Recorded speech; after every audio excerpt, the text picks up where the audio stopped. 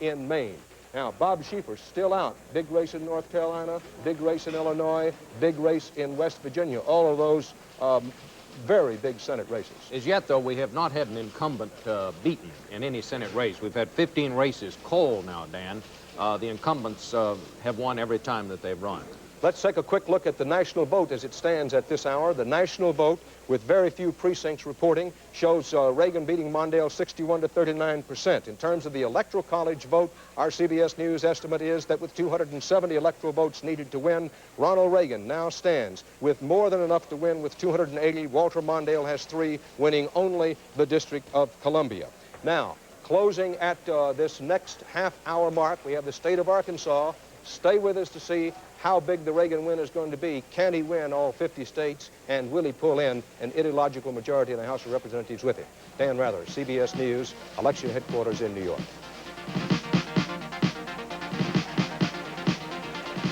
When punks start hassling decent people, I make it my business. When red tape threatens to shut down his youth program, Ain't nobody closing down my center for my kids. Mr. T's got to prove he's the toughest man in the world. Are we gonna get down with our own bad self? Get ready for the meanest, baddest Mr. T ever. Just happen to have these for you. Wednesday.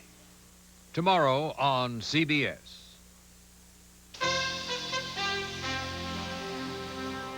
WCCO Television, in cooperation with Control Data Corporation, presents Election Night, 84. Good evening to you. The smile on Walter Mondale's face as he entered the St. Paul Radisson Hotel just a few moments ago must belie his true feelings. He has been beaten half an hour, actually close to an hour, before the polls even closed in Minnesota. CBS News estimates now that Ronald Reagan has 280 electoral votes, 10 more than he needed to win. That support coming from the East, the Deep South, the Southwest, and the industrial Midwest. A couple of interesting statistics on that. In the heavily Union state of West Virginia, 47% of the Union vote went to Ronald Reagan. And in North Carolina, 37% of the people who said they were Democrats voted for Ronald Reagan. Very early in the evening, let's get some reaction from the many, many volunteers for the Mondale for President campaign. Karen Boris is at the St. Paul Civic Center. 280 electoral votes so far for the president, Karen. 28 states in the bag. What's the reaction over there? Well, I talked to some of the DFLers early this afternoon and through the late afternoon about the networks calling the presidential race before the polls closed in Minnesota. Doubt that it will have an impact on how the presidential race comes out here, but it could have a significant impact on some of the close congressional race in the 6th district. DFLers saying they would not want to be involved in trying to do a race when the winner has been declared, when you were hoping for just a little bit of coattails. Okay, thank you, Karen. That is Walter Mondale as he entered the St. Paul Radisson Hotel just a few moments ago, about 15 minutes ago, as a matter of fact. Reagan headquarters must be a happy place at this hour. Let's go over to St. Paul and Mike Walcher, who's standing by there. Michael? Right, Skip, behind me, you hear the chant, 50 states from the Reagan supporters here. It was a little bit tense before the projection was made, a little bit tentative. People were quiet. I think they weren't suspenseful. They expected Reagan to win. They just weren't sure how big and how quickly. After the announcement was made, whoops of joy in this room in downtown St. Paul. Since then, it's been party time. People laughing, having a beer, talking, chanting, singing. Just a good time here. A spirit of exultation, a spirit of absolute exhilaration as their man, Ronald Reagan, has his 4 more years. Dave? We would imagine the same mood of jubilance prevails at the Leamington Hotel, the Republican headquarters, where Mike Strand is standing by with the Republican State Party Chairman Leon Oysted. Mike? David, the Republicans here in Leamington are elated over the president's showing thus far. With me is Leon Oysted, the chairman of the Republican Party, IR Party in Minnesota. What is your reaction thus far to the turnout here in Minnesota? Well, I think it's great. I think it's too early to tell what impact it's going to have on our races in Minnesota, but I think the turnout is great. We've spent over $700,000 this year in our voter identification program, in our Get Out the Vote effort. And we've had over 8,000 volunteers phoning over the last 3 days to get out the vote. So it's really no surprise to you at this point? No, it's really not a surprise to us at this point. Boschwitz officials, thank you very much. Rudy Boschwitz officials had told us that they had checked out 300,000 more voters because of Mondale's candidacy this year, but they found that they had evenly split that total. Back to you, gentlemen. Thank you, Michael. We'll have more of Election Night 84 in just a moment.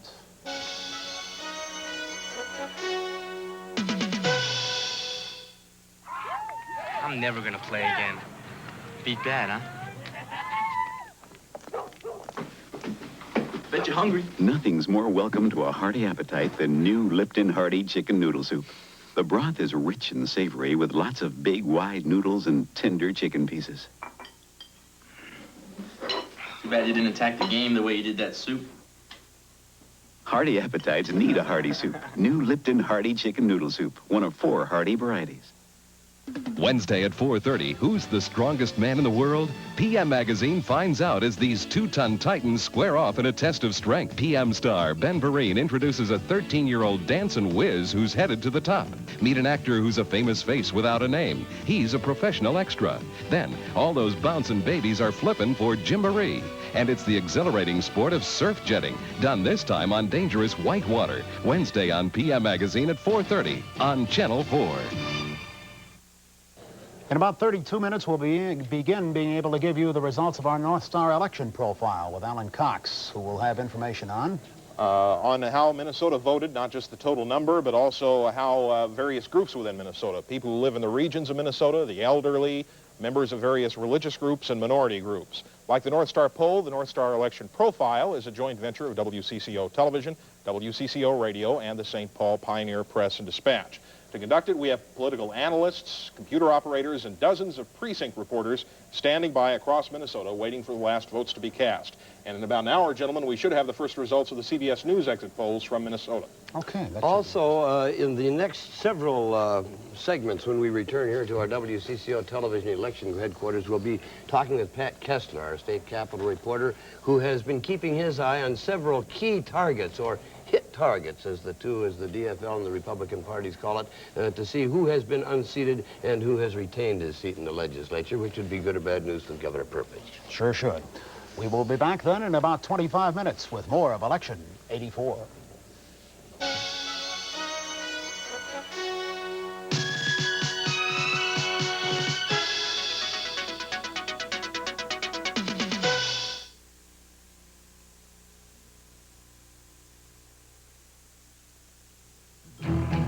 When your business needs a bank, you want one with bankers who understand your business, provide creative ideas, and have the authority to respond quickly.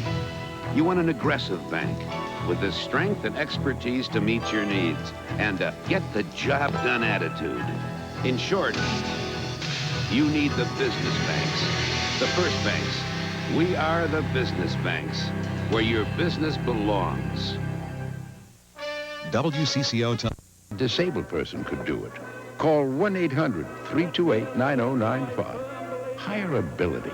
It's not a new idea, just a good one. WCCO Television, Minneapolis, St. Paul.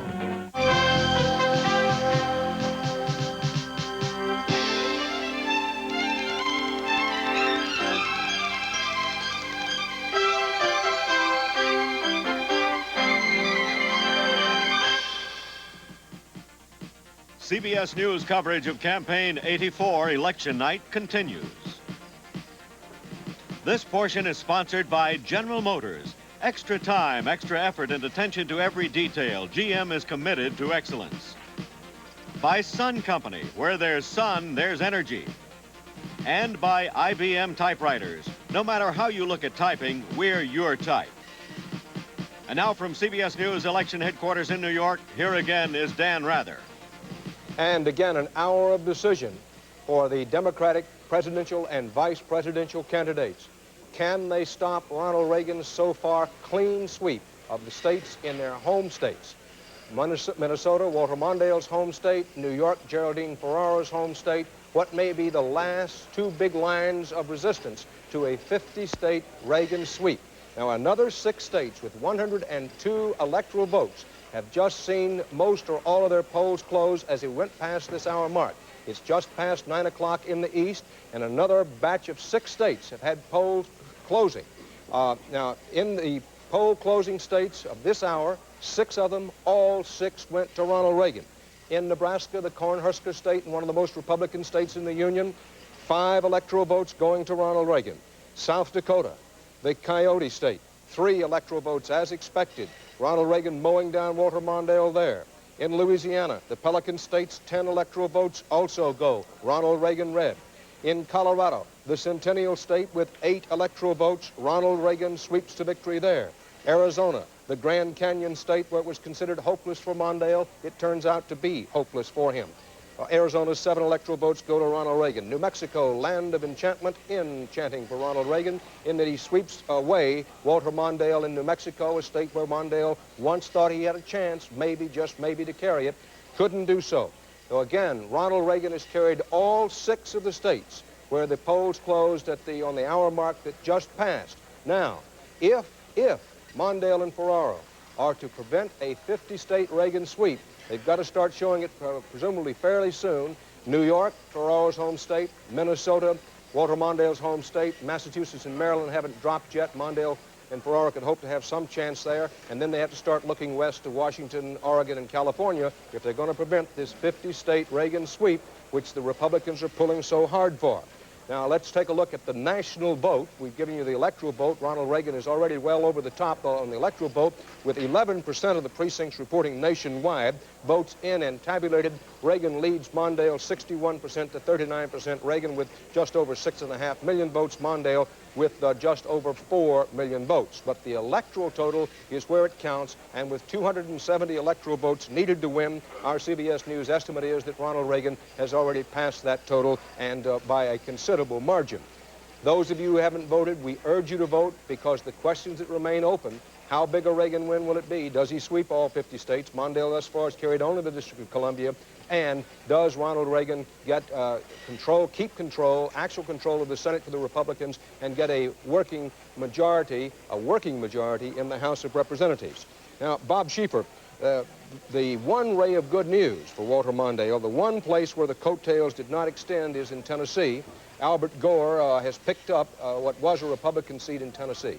And that's right, and Ronald Reagan was running very strong in Tennessee, Dan. At one point last week, I saw a poll that showed Ronald Reagan with more than a 30-point lead over Walter Mondale in Tennessee, while at the same time, Albert Gore, who has just been elected to the Senate tonight, had a 30-point lead over his Republican opponent. Bob, I want to get back to you. It's just that there's the Gore winning by about 60 to 37%. Ash, the Knoxville lawyer, never was given much chance against Gore. Gore certainly will be talked about as a future Democratic presidential or vice presidential possibility. But the reason I interrupted, we have some decisions now in other Senate races. Let's quickly look them over, and then you and I will discuss them. In Minnesota, Walter Mondale's home state, where a woman was considered to have a fairly good chance of unseating a Republican incumbent. No, sir, no, ma'am, isn't going to happen. Republican incumbent Senator Rudy Boschwitz, the plywood king, he operates a big plywood company, a first-term incumbent, has won re-election in the state of Minnesota. We don't know whether Walter Mondale has carried his home state in the presidential election, but Boschwitz holds on to a Republican seat in Minnesota, beating back the challenge of Joan Grove, the Secretary of State. In New Mexico, the Senate race, Republican Senator Pete Domenici, who is chairman of the Budget Committee. He'll have a lot to do with whether you have more money in your pocket or not. Mr. and Mrs. America, Domenici is re-elected, holds on to a Republican Senate seat in New Mexico, beating 3-term State Representative Judy Pratt. Moving on to Colorado, Senator William Bill Armstrong, a very strong supporter of President Reagan's program, beats Lieutenant Governor Nancy Dick.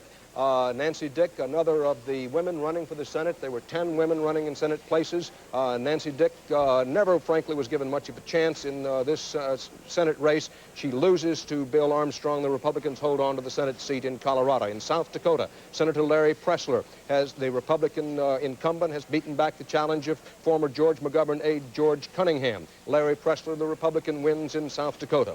In Louisiana, this Senator Bennett Johnston is re-elected to a 3rd term. He actually was re-elected back on September 29th in that he got more than 50% of the vote in the Louisiana primary. Now, Bob, we still don't see any signs of strong Reagan coattails in these Senate races as yet, given the fact that Lieutenant Governor John Kerry won in Massachusetts, held on to the seat from the retiring Paul Tsongas. The Democrats have a net gain of 1 in the Senate thus far. That's right. So far in the Senate, Dan, it has been a night for the incumbents. Now, we have those very close races that you've talked about in North Carolina and so on. But so far, not an incumbent has been defeated. We might talk a little bit about that race down in Tennessee. Tennessee, where Albert Gore, the son of a senator, very popular congressman down there, beat his Republican opponent, Victor Ashe. This is one of those races where the man that the Republicans really wanted to run, the very popular governor, Lamar Alexander, chose not to run. From that moment on, Gore was the favorite in Tennessee. We might also talk a little bit about Massachusetts. Massachusetts, where John Kerry, the lieutenant governor, picked up the open seat, the seat that was left open by the retiring Democrat Paul Tsongas, beating Ray Shammy. Mr. Shammy managed to get himself in trouble on a couple of different issues. One of them involved the Liberty Lobby. There was a charge that the Liberty Lobby, which some people call an anti-Semitic group, had distributed literature in his plant. We see in our exit poll that was certainly a factor for Kerry. He got 73% of the Jewish vote in Massachusetts. That was much more than Ronald Reagan got. And Ronald Reagan campaigned for Ray Shammy, the opponent for the winner, John Kerry. But it wasn't enough. His coattails weren't enough. His campaign in Massachusetts wasn't enough. We don't know the outcome of the presidential race in Massachusetts as yet. I'm just told that in the state of Michigan, the Wolverine state, which has gone to President Reagan earlier in the presidential campaign, in a Senate race there that got a lot of attention, the Democrats have held on to their Senate seat in Michigan. Our CBS News reports that Senator Carl Levin has been reelected. He's the former Detroit City Council member who was opposed. The Republican nominee was the former space shuttle astronaut and Skylab astronaut, Jack Lousma.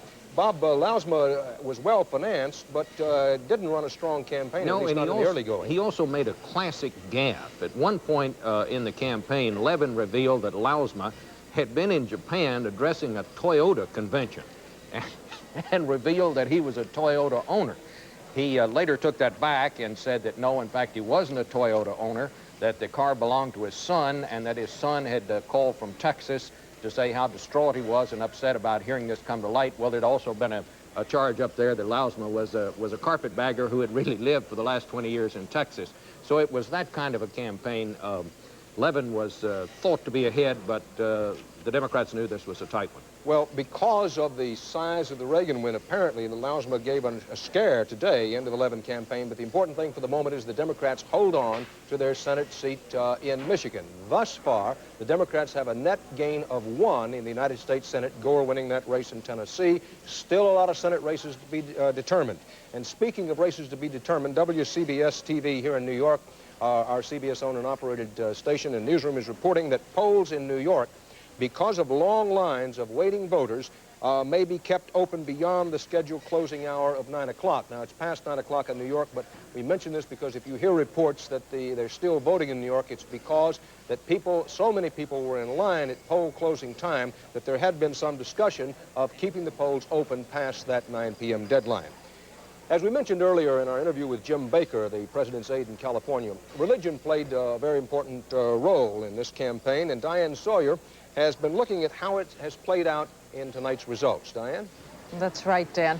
A preacher from the religious right put it this way. He said that the mission in this campaign was to get people out of the pews and into the polls. And the religious right did register, and they did vote, and indeed they voted for Ronald Reagan, as before, but this time in overwhelming numbers. On another religious note, Ronald Reagan is also carrying Catholics tonight by almost as big a margin as he's carrying the nation as a whole. But a footnote to that, as you know, Ronald Reagan sided with Catholic bishops on the question of abortion. But according to our poll, only 1 in 10 Catholic voters thinks that abortion is a key issue this time around in this campaign.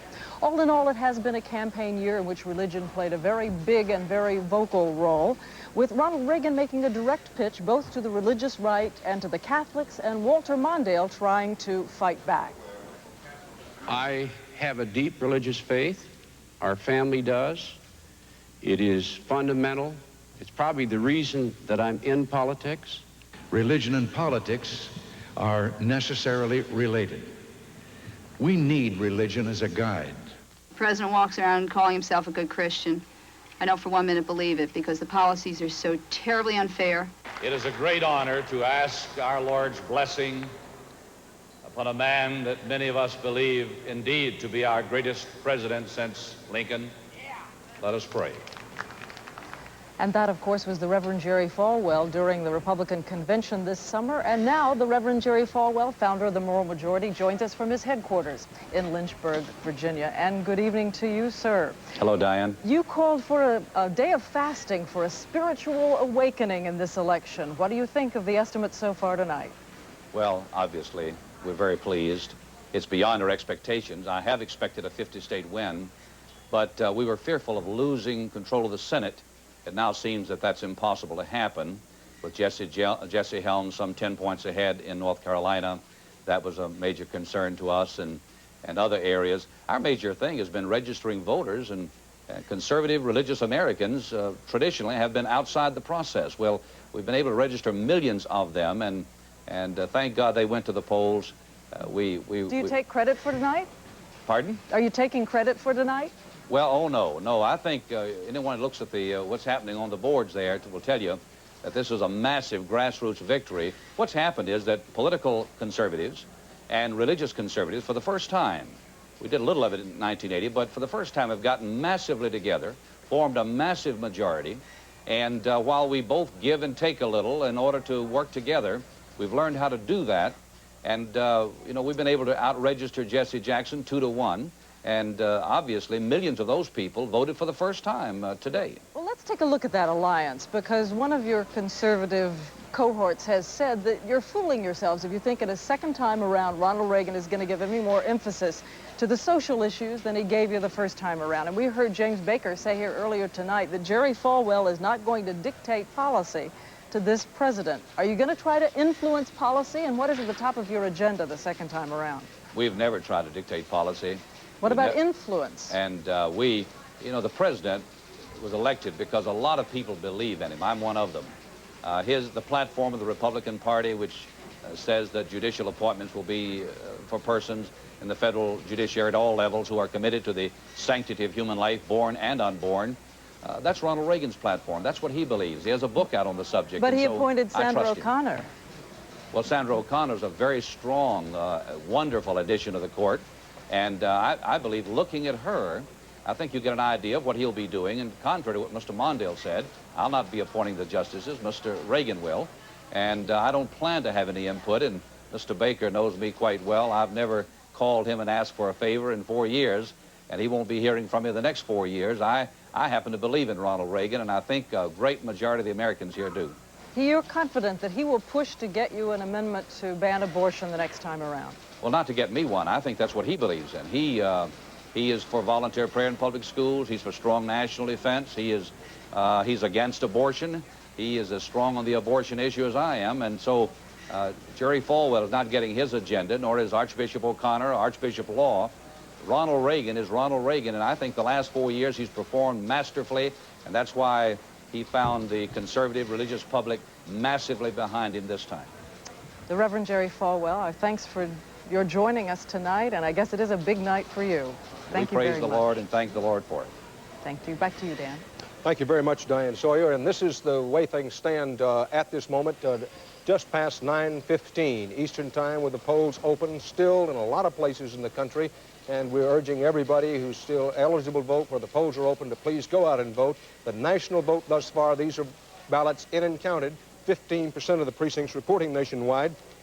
Ronald Reagan leads Walter Mondale 61% to 39%. Now, in the way that translates into the electoral vote, 270 electoral votes needed to win. Our CBS News estimate is that Ronald Reagan already has 349 electoral votes. Walter Mondale thus far has only 3. He's carried just the District of Columbia, and the question continues to be, can Ronald Reagan get a 50-state sweep? What will his final electoral vote total be? Richard Nixon got 520 electoral votes in winning the 1972 election. FDR got 523 electoral votes. Those are the two benchmarks for this half century. Look at this map, and you can see what a chance that Ronald Reagan has for an historic victory. The Reagan states in red. Walter Mondale, with only the District of Columbia, has 3 electoral votes. Ronald Reagan has 349. All those states in gray or white are undecided.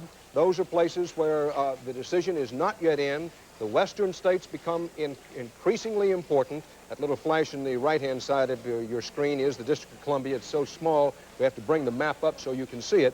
Mondale with the 3 electoral votes from the flashing District of Columbia. The rest of the map, red, going red for Ronald Reagan. These states in the western portion of the country now become increasingly important in determining. If someone says to you, well, no reason to go to the polls because it doesn't matter, it matters a lot if you're out in this section of the country where the polls are still open, because it matters. Does Ronald Reagan get that 50-vote sweep? What size mandate margin does he have?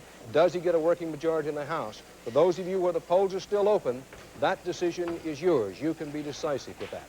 Our CBS News coverage of whether Ronald Reagan gets a 50-state sweep or not continues after these messages.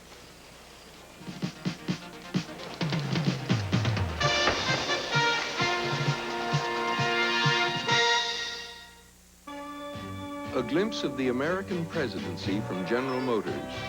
The power of a prime minister, the ceremonial duties of a king. The American president has both. Beyond the endless hours of hard work are the endless rituals and greetings. The presence of the president can turn even a modest event into a memorable moment. For no matter what he does, the president is acting for all of us.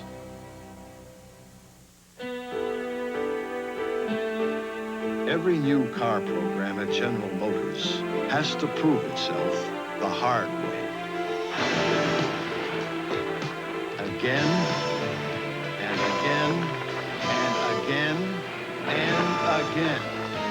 We think you'll agree it's worth it, just to be on the safe side. Nobody sweats the details like GM. It started in 1933 with our first electric. Then came typing that looked like printing. The revolutionary Selectric.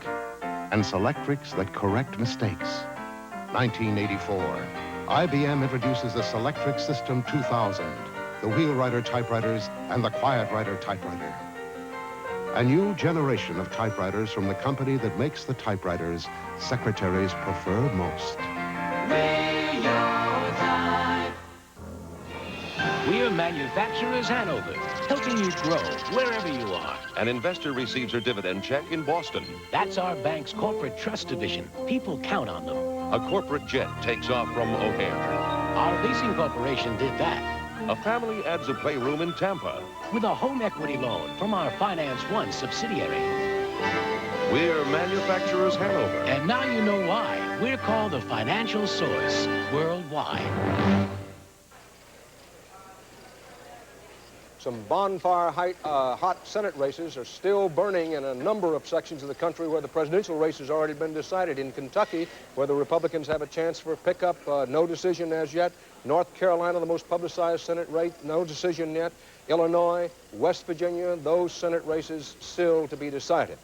But as an example of the size of Ronald Reagan's winning margin, we don't know the dimensions of his coattails, but the size of his own personal winning margin, to get some idea of the dimensions, let's look at the results in some traditionally Democratic states. Illinois, 24 electoral votes in Illinois, with 5% of the precincts reporting. Reagan is carrying Illinois 53 to 47% over Walter Mondale. These are with votes in and counted.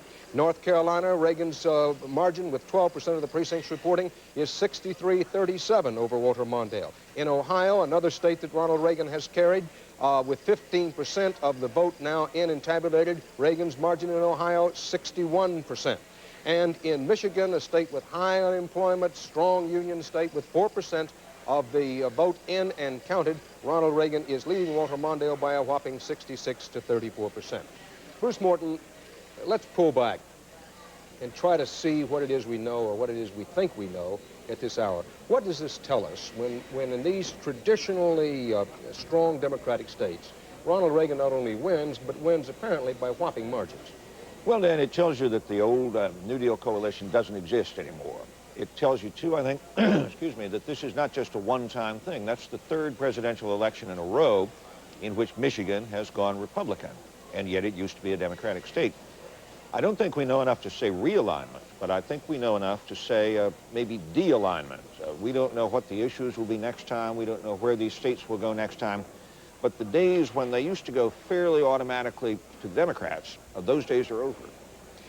So the New Deal has been shattered, but what's going to be in its place, if anything, over the next 4 years, we don't yet know. The national vote at the moment, this is with the votes actually in and counted. The national vote story looks like this: 16% of the precincts reporting nationally. Reagan leads Mondale on the order of 60% to 70%. In the vote, in the struggle for the Electoral College, 270 electoral votes needed to win. Ronald Reagan already over the top and crashing through the ceiling with 349 electoral votes. Walter Mondale has carried only the District of Columbia and has 3 electoral votes in the District of Columbia. So the story at this hour, and we're about to go off here for a bit, but the story remains a strong one and a very interesting one. What is going to be the size of the Reagan tidal wave, and what does it carry in with it? Dan Rather at CBS News Election Headquarters in New York. This is CBS.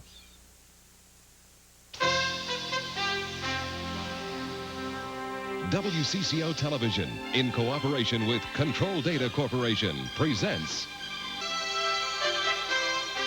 Election Night, 84.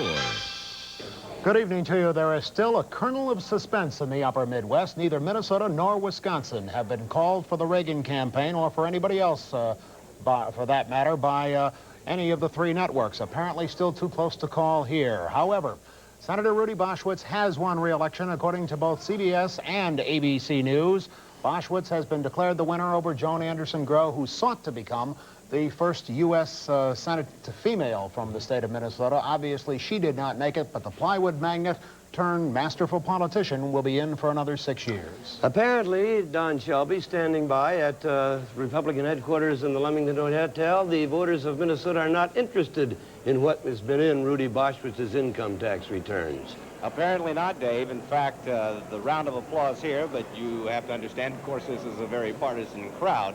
The round of applause was tumultuous when the governor walked in, or the senator walked in. The fact is that it had been some time ago here at the Leamington that they first got the news that the exit polls had revealed that the senator was, in fact, the winner. The case in point here is whether it was the Reagan coattails that brought him around so quickly, and CBS has not shared with us at this point exactly what caused the very quick decision to be made, and that was almost within 2 or 3 minutes after the polls had closed here in Minnesota that CBS was able to make the decision that they did.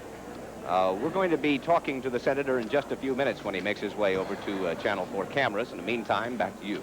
Don, is the senator at the Leamington now? Yes, he's standing right behind us. We're going to make our way over to him in just a few moments and talk to him, and we'll let you know when we get him. All right, we'll get back to you then, Skip. The vote totals at this point: Ronald Reagan carrying 35 states at this point. Walter Mondale, none. Mondale has carried the District of Columbia, but Reagan has an overwhelming 349 electoral votes to Fritz Mondale's 3. There was a closed campaign dinner tonight in St. Paul that Walter Mondale attended. No reporters allowed. He delivered what was described to us as a dignified but emotional farewell speech. One person quoted him as saying, "I know that most of you did this," he was telling his campaign workers, "because you believe in a better America." Well, there must be a better mood right now at Reagan. I'm sorry? All right, apparently Senator Boschwitz is now available, and Don Shelby is going to be with him. Don? All right, here we are back. It didn't take but a few moments for you to come down when you found out the news. How do you feel? Well, I always come downstairs. It's only my second time that I have gone through an election myself, but I come downstairs and talk to the folks who helped me do it. And so my wife and I are very pleased, and Leon Oysted here is very pleased, the chairman of the state party. The question is whether or not we're going to carry the Minnesota House. Was there a question in any time in your mind that you were going to be projected as the winner in this race? Oh, candidates are always nervous. You always have questions in your mind. I mean, you never take things for granted. That good candidates, at least, I don't think, should or do. Sure, there were questions in my mind. Now that the race is run, or at least it has been projected that you are the winner, you're turning your mind now to the independent Republican House members. Yeah, and right. How about the president? CBS is unable yet to make a prediction based on the exit polling. Do you have any idea how that's going? Well, our polling showed that the president and Mondale were neck to neck, and for the last 3 days it was 49 to 49 and maybe trending a little bit to Fritz. And so we'll see what happens, but it's certainly going to be very close. The big question is whether or not I'll be able to pull along some state legislators. And if Leon here is going to get a majority in the House of Representatives in the state of Minnesota, and that's a very important thing, I think, for the health of the state as a whole. I think the party has done a good job in getting out good candidates and getting out the vote. Thank you very much, Senator Boschwitz, and we'll be following those IR House races all the way along. Thank you very much, Mrs. Boschwitz, and Leon will be talking to you later on. Thank you very much. All right, back to you. Thanks, Don. We'll be back with more of Election Night 84 in just a moment.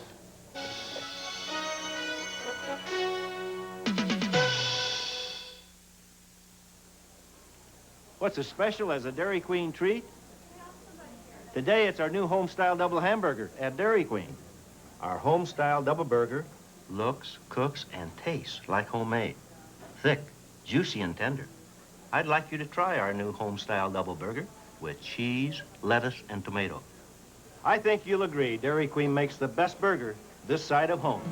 In the land of Dairy Queen, we treat you right. All truck companies talk tough, but only one puts its money where its mouth is. Dodge. Because only Dodge gives you a 5-year, 50,000-mile warranty on engine, powertrain, and outer body rust-through. It covers new 85 full-size pickups, wagons, vans, and Ram Chargers, making Dodge the best back trucks in America. That's guaranteed. The only source of concern for Minnesota Republicans at this point, will President Reagan take Minnesota? CBS has, that's one of the rare states CBS has not called. It's not in the bag, and undoubtedly, if the president wins it, it will be late in the evening. We're going to go to Republican headquarters, press headquarters in St. Paul, where Mike Walsher is standing by with the Reagan for Minnesota chair, Marcy Lear. Mike? Right you are, Dave. Marcy Lear, let me put it to you. Do you think Reagan will carry Minnesota? I sure do. You do. Do you have any numbers to back that up? No, I don't have any numbers. I just feel we can't possibly be that out of step with the rest of the country. Do you think his visit last Sunday to Rochester helped?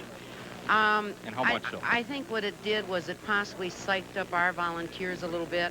What we were hoping was that it would help Keith Spicer. All right, thank you very much, Marcy Lear. Okay. This is the tape, by the way, last week from President Reagan on Sunday. One more question here. Do you think that this is a personal victory for Reagan, or is it his policies? Are we seeing a watershed change? I think it's both. I think it's the president and his policies. And I just hope Minnesotans feel the same way. All right, thank you very much, Marcy Lear. The mood here continues absolutely exultant. Thank you, Mike. We'll be back in 25 minutes. Meantime, we'll return to CBS election headquarters.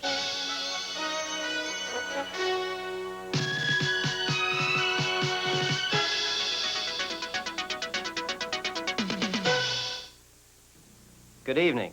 It's a pleasure to share this important program with you. During the 20 years that Control Data has been a sponsor, we've grown into a diversified international company providing many innovative products and services for industry, business, education, and government. There are more than 20,000 Control Data employees here in Minnesota, as well as several thousand investors. And on behalf of all of us, I hope that all of you enjoy this program. WCCO Television, Minneapolis, St. Paul. And good evening again. If today were a fish, Walter Mondale would throw it back in because the polls have closed in 41 states total. And in all 32 of them decided by this hour, all have gone to Ronald Reagan. Ronald Reagan, red on the map, Walter Mondale in blue. 352 electoral votes Ronald Reagan has, at least at this hour. CBS News estimates Ronald Reagan has 352. Walter Mondale has picked up only the District of Columbia. You see it blinking there at one point up in the right-hand part of your screen. Reagan 352, Mondale 3, with 270 electoral votes needed to win. Now, the questions, however, the questions that may very well be decided by the votes out here in the western portion of the country in states, the Dakotas, Idaho, Utah, California, Hawaii, Alaska, Washington, Oregon. What may be decided out there is how big a mandate Ronald Reagan gets and whether indeed he gets a 50-state sweep. 26 votes in the House of Representatives. That's the magic number. Ronald Reagan would love to change the makeup of the House by 26 more Republican members or not. He gets that. He figures he'd have a working majority in the House. That may be decided by the votes that are still out in the western states. Very important votes.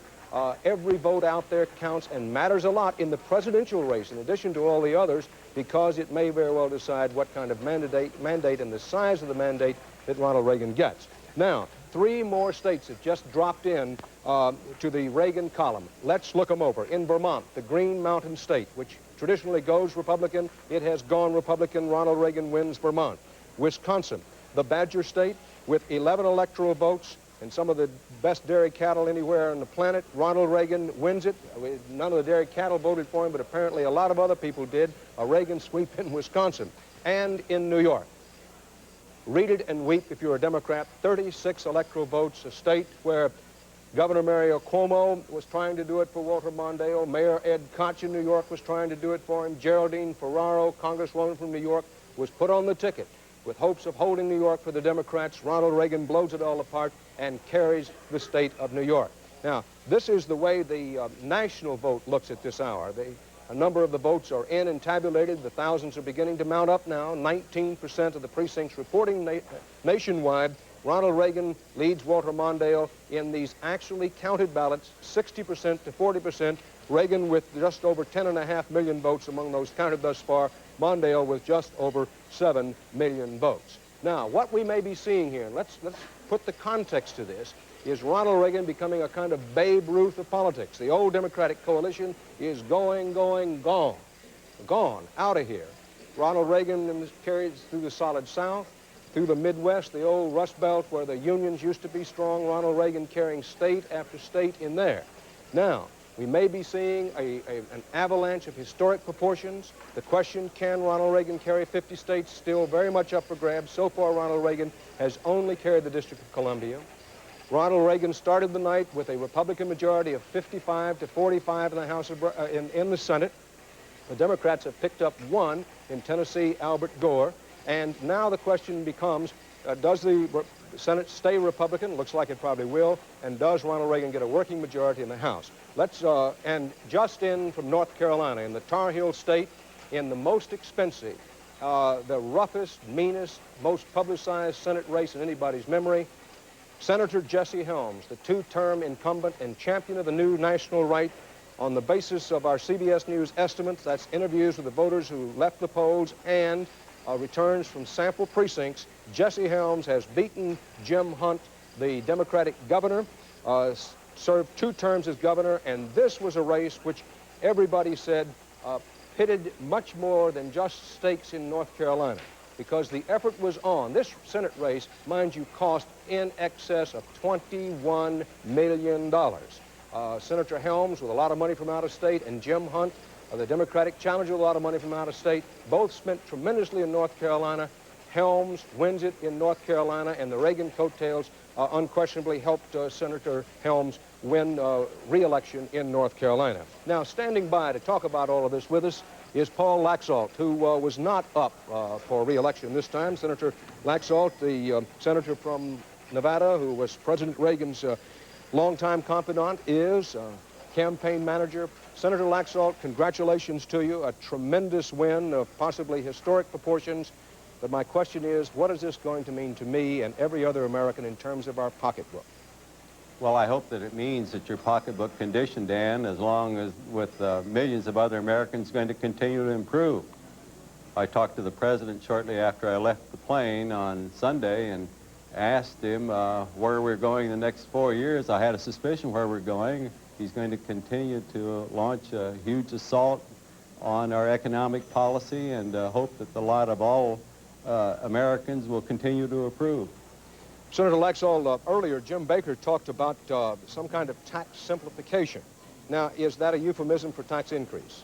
No, as far as the president is concerned, he indicated no uncertain terms on the campaign trail these last several days, which is a reaffirmation of what he's been saying all along, no tax increases.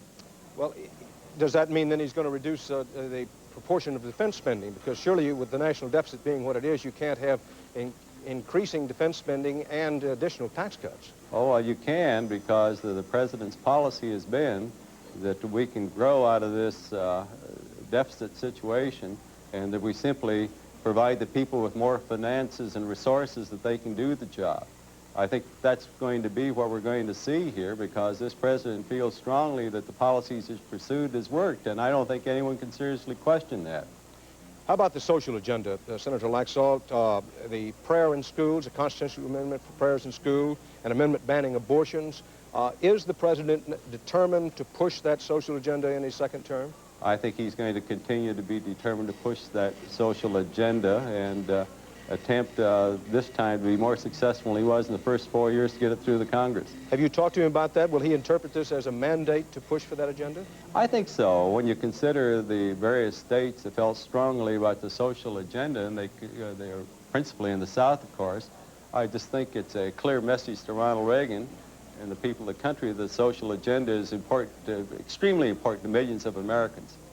Senator Laxalt, we've been saying all evening that the president needs to get a net change of at least 26 additional Republican seats in the House of Representatives to get a working majority there. Would you agree with that assessment?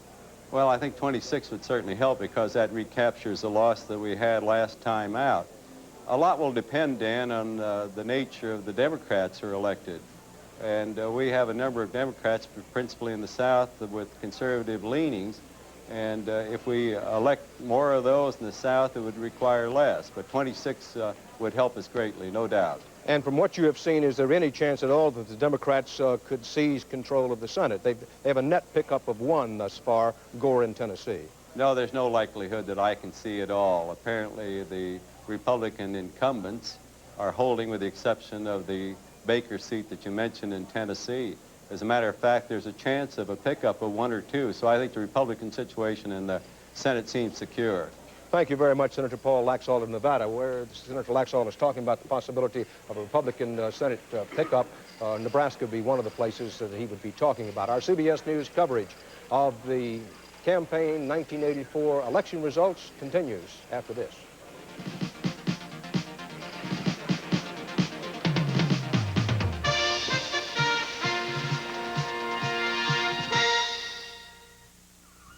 People get a lot of fish out of these waters, and some company gets a lot of oil.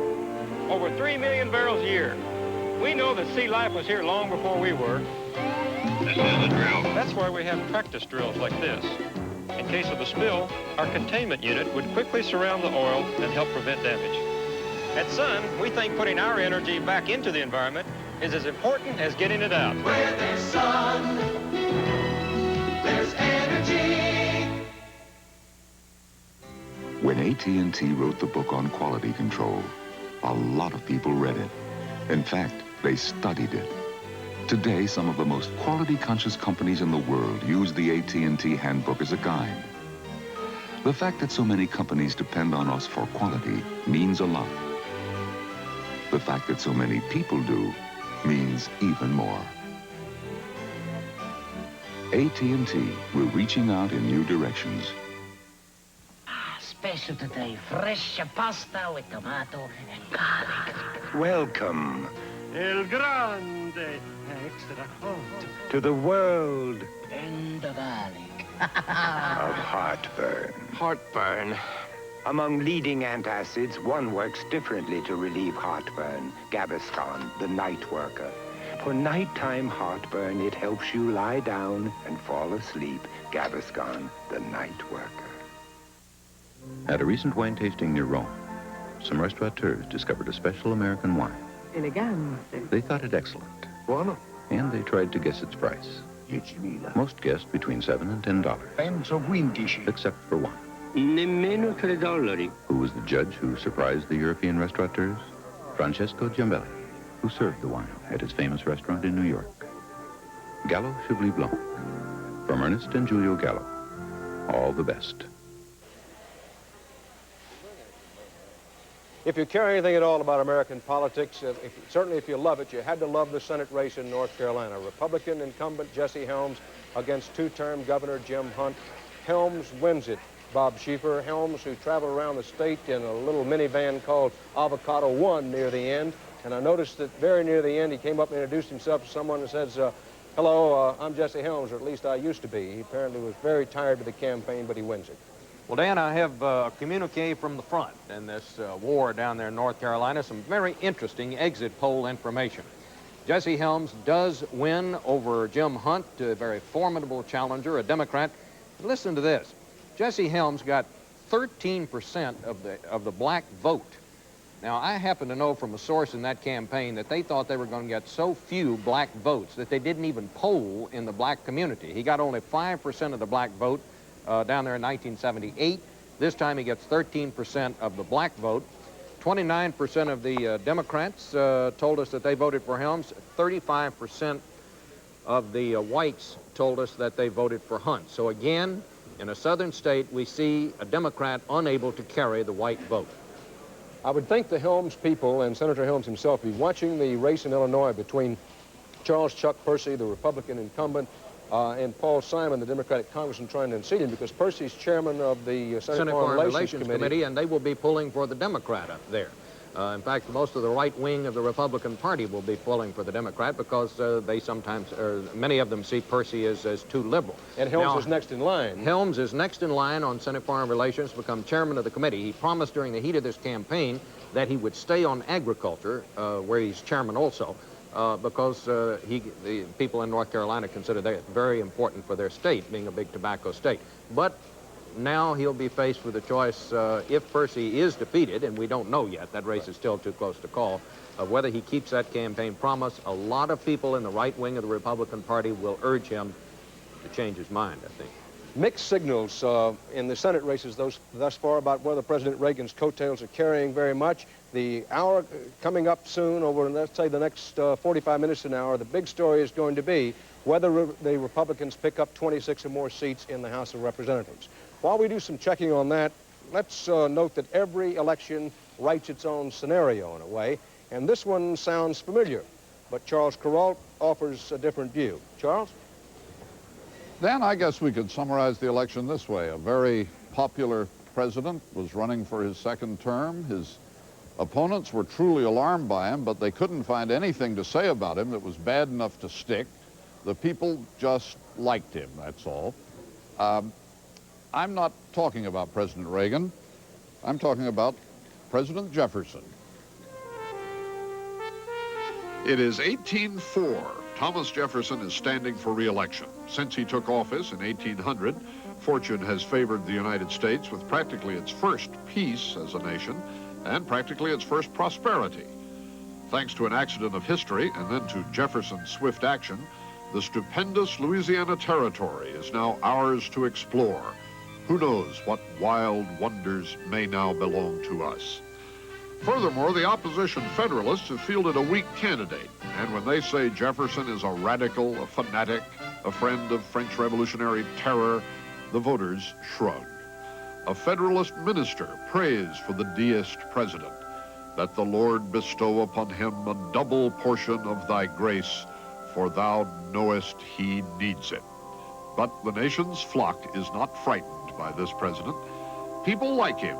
And in the end, the vote is a wipeout for the Federalist candidate, Charles C. Pinckney, 14 electoral votes. For Thomas Jefferson, Democratic Republican, 162. It's probably a good idea to keep things in historical perspective, Dan. Nobody in 1984 thinks the Democrats are dead, that they're just going to roll over and die and never be heard from again. But back there in 1804, it really did look as if the Federalists had had it. And the idea pleased Jefferson, of course. He never liked the idea of parties in the first place, hated the squabbling and the struggle for power. So he was delighted by his landslide. He thought it was a sign of national unity. Well, while he was fond of the First Amendment, Charles, he wasn't all that fond of reporters. You may recall that he said, and this is a direct quote, "I don't take a single newspaper, nor do I read one for a month, and I feel myself infinitely happier for it." West Virginia Senate race. Governor J. Rockefeller, John D. Rockefeller IV, second-term governor, trying to move up to the Senate, wins it over John Racy. Rockefeller beats Racy in the West Virginia Senate race. So while President Ronald Reagan carried West Virginia tonight, Jay Rockefeller got a scare because President Reagan came in and campaigned for John Racy, and some thought that maybe Racy could pull it off, but Rockefeller wins, and that's a hold on for the Democrats in West Virginia. Jennings Randolph retiring in that state. Jay Rockefeller, and there's a man who'd like to think that one day he could be a presidential or at least a vice presidential nominee. Rockefeller wins in West Virginia. Now, let's take a look at the tabulated votes in two big states. In Pennsylvania, the Keystone State, 25 electoral votes in Pennsylvania. Ronald Reagan's carried the state with 41% of the precincts in and reported. The actual vote count shows Reagan carrying Pennsylvania about 53 to 47%. In Florida, the Sunshine State, 21 big electoral votes down there. It went early for Reagan, 35% of the precincts in and reporting now, and in actual votes tabulated, Reagan leads Mondale 65 to 35% in Florida. In Texas, the Lone Star State, Ronald Reagan gets those 29 electoral votes. In the vote actually tabulated, 22% of the precincts in. Those are the totals. Reagan running about 65% in Texas. Our CBS News coverage of Ronald Reagan's bid to become a historic president in carrying all 50 states continues after these messages.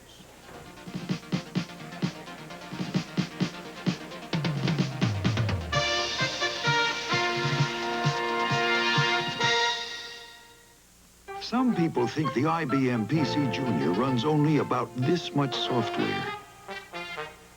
The truth is, PC Junior runs over 1,000 of the best, most up-to-date programs, including powerful new cartridge programs like Lotus 123. And with PC Junior's new memory expansion attachment, it can run well over 1,000 more programs. PC Junior from IBM, the computer that's growing by leaps and bounds. Honey, you wouldn't believe where they put me. Why don't you ask for some perks? Perks? I don't have any perks. Do you have any perks? Republic Airlines thinks everyone in business deserves perks. Perks? Your own section, business first. Up front, 2 across, wide, first-class seats. A special section designed for adults. Thank you. Honey, you're talking to a man with perks. How many? We make you feel like flying.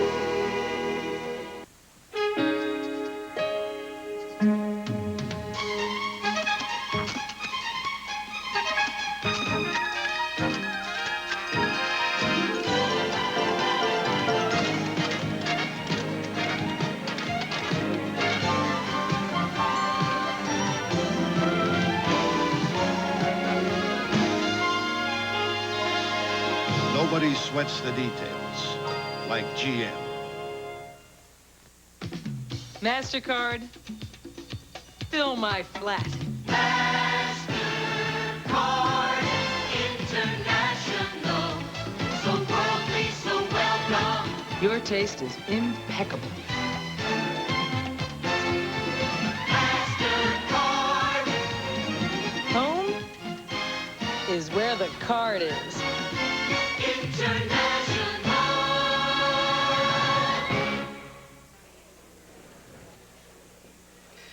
Well, from everything that one can make out from today's election, people think that it's good economic time and they don't want to raise taxes. And partly as a consequence of that, Ronald Reagan is rolling to a tremendous electoral vote victory. And there's a lot of talk about an overwhelming mandate. Now, one definition of a mandate is for the president to pick up 26 or more seats in the House of Representatives, turning that into a working majority of, if he can pick up 26 seats for the Republicans. We should have an analysis of that and some returns on that coming on fairly quickly. But Bill Moyers, what is a mandate? I don't know that I ever met one. A mandate is pretty much what a president says it is, Dan. It's in the eyes of the beholder, at least in the eyes of the possessor. But in fact, a mandate is what the incumbent makes it. And he has to be very careful about what, in fact, he does make it. In 1980, most analysts said that the returns were a rejection of Jimmy Carter's administration. Ronald Reagan, however, said that it was an endorsement of his conservative goals, and it became what he, in fact, said it was. Now, what he does with this one will depend upon, and how much of a mandate it is will depend on his skill, his support in Congress, his luck, his hold on the public. But sometimes a mandate, a landslide, is an invitation to disaster. It gives the White House what the Republican strategist Kevin Phillip calls policy hubris, too much pride. Policy hubris? Hubris, pride, too much pride. You know, 4 men have been elected in this century with the margin that Ronald Reagan seems to be winning tonight. Warren Harding in 1920, and he was soon engulfed in the Teapot Dome scandal. Lyndon Johnson in 1964, and he was soon plunging into a war in Vietnam that caused him to have to retire in 1968. Richard Nixon in 1972 won with over 60%, and 2 years later he had to resign in order to prevent being impeached. And then FDR in 1936 won a big landslide, tried to pack the Supreme Court, and in the midterm elections in 1938 lost a lot of Democratic Senate seats and congressional seats. So you have to be very careful how you interpret that mandate. It can be an invitation to a real debacle. Thank you, Bill. Let's take a look at the national vote as it stands at this hour. The national vote, with 25% of the precincts reporting, Reagan leads Mondale 59% to 41%. Now, how that stands is translated into electoral votes. 270 electoral votes needed to win. Ronald Reagan is completely off the map. He already is assured of at least 399 electoral votes. Mondale has carried thus far only the District of Columbia and has 3 electoral votes there. Now, look at the map. We're moving now to the hour of the far west, the little blinking signal, the District of Columbia. That's the only place Mondale is carried. Everything in red belongs to Ronald Reagan. In the next hour mark, we're going to begin to get our first returns from the far west. Ronald Reagan is alive with a chance for a 50-vote sweep. This is Dan Rather, CBS News Election Headquarters, New York.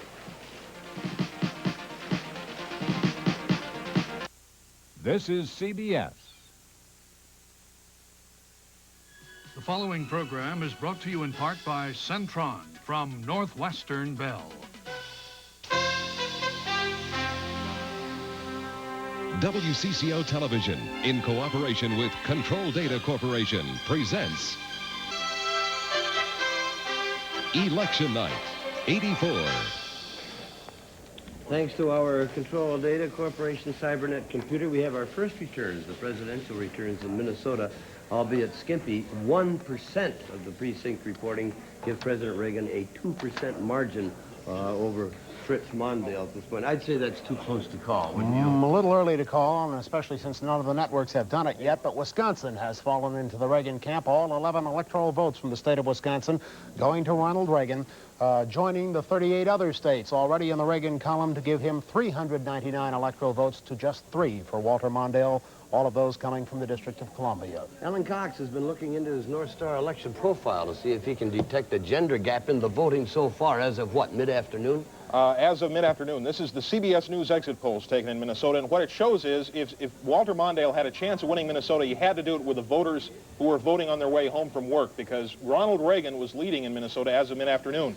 You see the figures there broken down. Reagan with a substantial lead among men voting in Minnesota, a closer race among women voting in Minnesota, difference between the two sexes there, but Ronald Reagan on top. Also, the results as of mid-afternoon showing that Mondale was leading among middle-aged voters in Minnesota, and Reagan was carrying all others. If those figures hold up, it would appear there is no gender gap in Minnesota. Reagan winning both in the male and the female side of it. Let's find out a little more about that.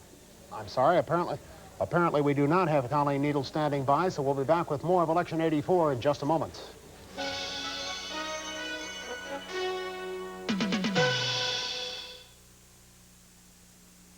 When a company gets bigger, it experiences growing pains. The pain of throwing out communications equipment that's suddenly obsolete. The pain of buying new equipment to replace it. Fortunately, there is Centron, the only communication system you'll ever need, because Centron service will grow as you grow, simply, inexpensively. Centron Communication System. Growth without the growing pains. Centron from Northwestern Bell. When your business needs a bank, you want one with bankers who understand your business, provide creative ideas, and have the authority to respond quickly. You want an aggressive bank with the strength and expertise to meet your needs and a get-the-job-done attitude. In short, you need the business banks, the first banks. We are the business banks, where your business belongs.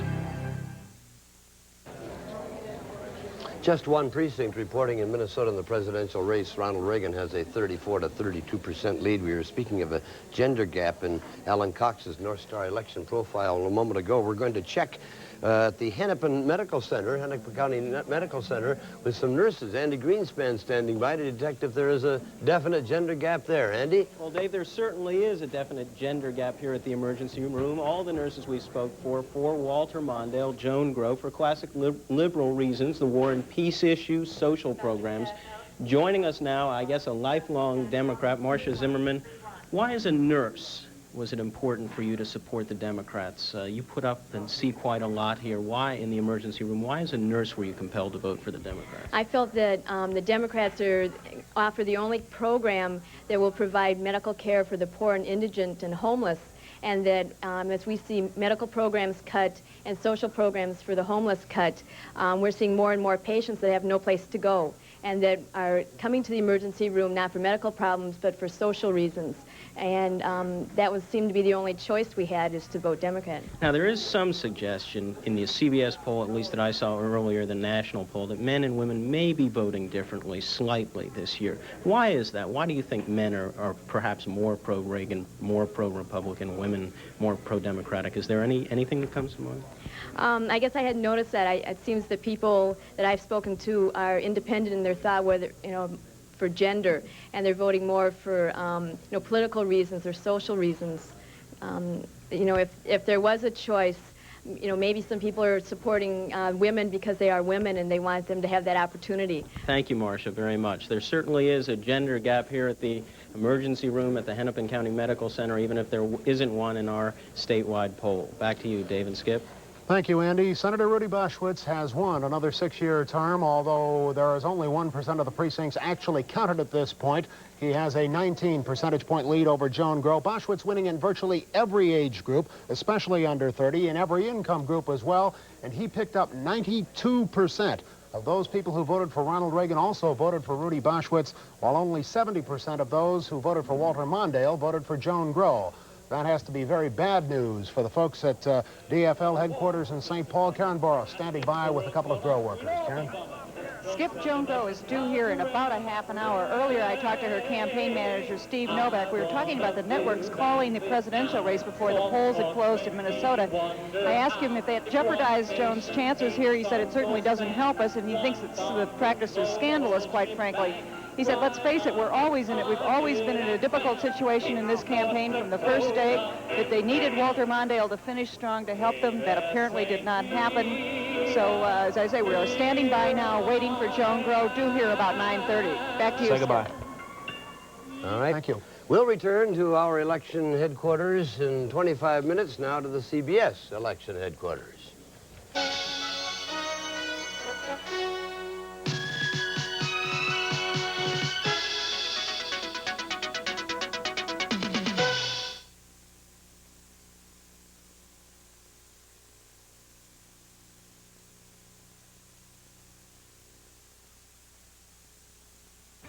WCCO Television, Minneapolis, St. Paul.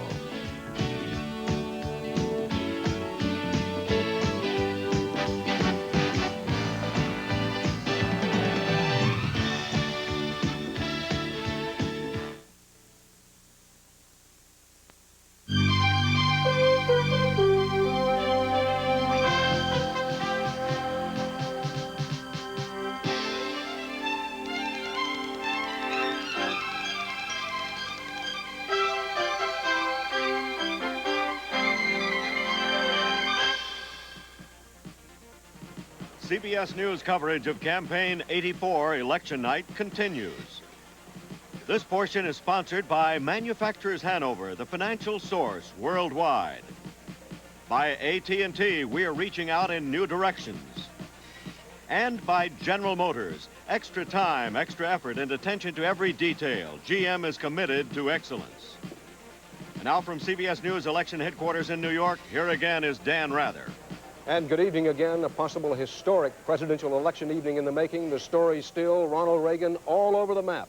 In the states so far decided, as decision hour moves westward now into some traditional Republican territory of the Rocky Mountain West, The story told so far is of a smashed Democratic New Deal coalition in the East and in the South, for that matter, that kept the Democrats going strong for half a century. The still untold story of the night, with Walter Mondale so far carrying only the District of Columbia. The untold story of the night, do Ronald Reagan's coattails recut the cloth of Congress and give him effective majority control in the House of Representatives to get his policies and progress onto the law books. It's 10 p.m. in the East. Now, at the electoral vote at the last count was 416 for Reagan, 3 for Walter Mondale. But, however, as the polls have just closed in a majority of the places in 5 states worth 25 electoral votes, so the electoral total is growing. Of the 5 western states, 4 have gone to Ronald Reagan. Mondale has picked up none of the states decided this hour. I want to repeat to you, 5 western states are now reporting, 25 electoral vote total. Ronald Reagan has cleared 4 of them, and his electoral vote total stands at 416. Counting these 4 new states, Walter Mondale has picked up nothing new, has only the District of Columbia so far. However, Iowa remains in the undecided category. There is a chance where what amounts to Walter Mondale's prevent defense to prevent Ronald Reagan from getting a 50-state sweep might come into play. Iowa, undecided. Now, let's look where the places where Ronald Reagan's electoral vote total has grown just in the last few moments. In Utah, probably the most Republican state in the Union, 5 electoral votes, Ronald Reagan wins them. This state gave Reagan his biggest majority the last time out. The Beehive state, Utah, goes for Ronald Reagan. In Idaho, the gem state with 4 electoral votes, Ronald Reagan sweeps away Walter Mondale's chances there, Mondale's chances were never considered very good in Idaho, another very Republican state. In Montana, the Treasure State with 4 electoral votes, Ronald Reagan beats Walter Mondale in Montana. The Reagan wagon train continues to roll right on through the Silver State, Nevada. 4 electoral votes. Ronald Reagan, as was expected, wins it. Now, look, however, remember that Iowa remains undecided. Here are 2 states that Walter Mondale could still carry. Massachusetts has not yet fallen into anyone's column. With 29% of the vote actually in and tabulated in the battle for Massachusetts' 13 electoral votes, Walter Mondale is leading in Massachusetts 52 to 48%. I caution this is with only 29% of the vote actually in and tabulated. The Democrats have already held on to the Senate seat with the election of Lieutenant Governor John Kerry in Massachusetts. And in Minnesota, Walter Mondale's home state, the North Star State's 10 electoral votes still very much up for grabs. With 2% of the vote in and tabulated in Minnesota, Mondale is leading Reagan 57 to 43%. Again, a little yellow flag caution, that's with only 2% of the precincts actually in and reporting. Now, in the Iowa Senate race, one of the more watched Senate races anywhere in the country, Senator Roger Jepsen, a Republican, on the basis of our CBS News interviews with voters as they left the polls today, Jepsen has lost in Iowa. Tom Harkin, 5-term U.S. congressman, a Democrat, has beaten Senator Roger Jepsen in Iowa. We want to be talking about this because Harkin's campaign was based on casting Jepsen, the Republican, as a big spender, called him Red Ink Roger Jepsen, and Tom Harkin picks up a Senate seat for the Democrats in Iowa. In Idaho, the Senate seat there held by Republican Jim McClure, a 2-term incumbent and a former congressman. The Republicans hold on to that one as McClure beats Bush in Idaho.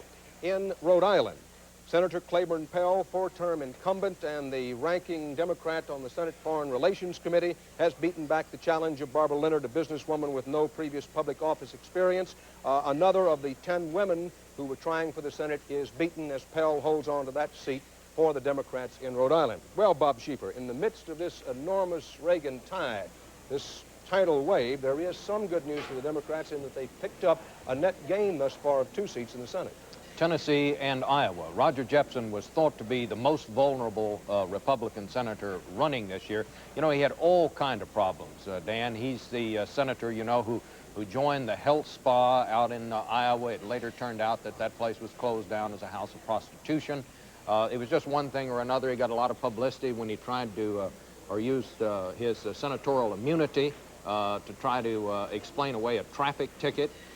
He just didn't have a very good year. Harkin was thought to be a good candidate from the beginning, and as you said, this was always thought to be Walter Mondale's best chance next to Minnesota out in the Midwest. A little exit poll information here. It was the farm vote that went for Harkin, 53 to 46%. The farmers in Iowa have had a real tough time of it. They have not shared in the Reagan recovery.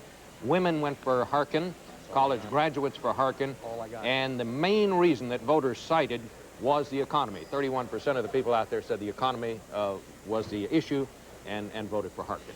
Well, Bob, we still continue to get mixed signals about what the public wants in terms of the Senate. The evening started with Ronald Reagan and the Republicans having a 55-45 bulge in the Senate. The Democrats now have a net gain pickup thus far of 2, Gore in Tennessee and Harkin in Iowa. However, in terms of the mandate, you still have to believe where it's going to be decided is in those House races and whether Ronald Reagan can get 26 or more additional Republican seats in the House. Among the Senate races still outstanding, the Republicans still have a chance to pick up in Kentucky. Dee Huddleston, the Democratic incumbent in Kentucky, is in a very close battle, apparently, down there. We still have not called that race. That was one that the Democrats were supposed to win. You know, I think one of the things we should talk about, Dan, is a lot of people wonder, well, why is it when you have a Reagan landslide like this one is, that it doesn't have an effect on these Senate races? One reason, I think, is that Senate races these days, because they get so much publicity, so much television, pretty much operate in their own orbit. Another reason I think we can point to tonight is that in many of these races, the Republicans' best candidates didn't run. Delaware, for example, Pete DuPont was the Republican thought to have the best chance to beat Joe Biden there. He did not run this year. Down in Tennessee, we talked a little earlier about Lamar Alexander, a very popular governor there, who chose not to run for the Senate. So in each of these cases, I think that individual things like that have had some impact, just as in Iowa tonight. I don't think you can draw any national conclusions from that race, simply because Jepsen just had such a controversial time of it when he was in the Senate. Also, Iowa has a reputation for throwing out incumbent senators. They've done a lot of it in recent years. They really have. They really have. Leslie Stahl, we're seeing some Republican inroads in the House thus far, but not real deep cutting by the GOP, at least not yet. Not yet, but we have 3 veteran Democratic incumbents who have been defeated by Republicans tonight. In at least 2 of these, Ronald Reagan went and campaigned in that district, and it's safe to say that he made a big difference. Let me tell you what they are. First, in Missouri, in the St. Louis suburbs, the Republican John Buechner has defeated Robert Young, who has been in the Congress for 4 terms. Ronald Reagan went there, as I said. Blue-collar votes apparently making the difference. Over in Connecticut, in Waterbury, Ronald Reagan had a huge rally in Waterbury, Connecticut. Bill Ratchford, the Democratic incumbent, has been defeated by 27-year-old John Rowland, who wrapped himself around Ronald Reagan in his campaign ads. In New Jersey, veteran Joseph Minish has been defeated by Dean Gallo, a state assemblyman. Here is another man who ran on Ronald Reagan's tax program, Dean Gallo, and attacked Minish for being too liberal. That district was redistricted, and it went against Minish, who has been in Congress for 11 terms. So there are 3 veteran Democratic incumbents who have been defeated. But then I have a case here in Delaware where an incumbent Democrat is held on from the class of 1982. Tom Carper has beaten Elise DuPont, the Republican, the wife of the governor there. We'll be talking about women as the night goes on. She was defeated. So we have sort of a mixed result. And it's a little too early to tell if Ronald Reagan is going to get that mandate, Dan. We don't know yet. Well, in the House, Leslie, let's review that the Democrats came in tonight in the House of Representatives with an overwhelming majority, 267 to 166. We make that read, I think, on the graphic you've been showing us, maybe 268 to 167, because that's the way the House was before 2 members died. But nonetheless, the Democrats have an overwhelming majority in the House. What we're talking about is getting a working or ideological majority. The president, to get that, needs a pickup of 26, 27 at least, Republican seats in the House. Now to the point. As of this hour, and what little we think we know right now, what are his chances of doing that? It's hard to say. It looks as though he's heading toward a significant victory in the House. Significant would be 20 or above. It's probably not going to be 26, but it will be very close, and that will make a difference on a lot of key votes. And maybe we just ought to say, when you say well, it probably won't be at this hour, we're guessing, because we're purely guessing. The returns on these House races sometimes come in very slowly. Right now, what doesn't come in slowly, however, is the electoral vote count. But for the moment, let's take a look at the ballots in and tabulated, which does come in rather slowly on a nationwide basis, with 30% of the precincts in and reporting. Ronald Reagan has a 59 to 41% lead over Walter Mondale. Reagan with just over 16 million votes. Mondale, among the ballots counted, just over 11 million votes. However, on the map, you can see how the electoral vote goes. Reagan has 416 electoral votes, many of them coming from the South and the Northeast, but also sweeping right on through the Midwest, out on into the West. Ronald Reagan has carried every state thus far. Walter Mondale has carried only the District of Columbia with 3 electoral votes. We'll be back in a moment with more from our CBS News election headquarters.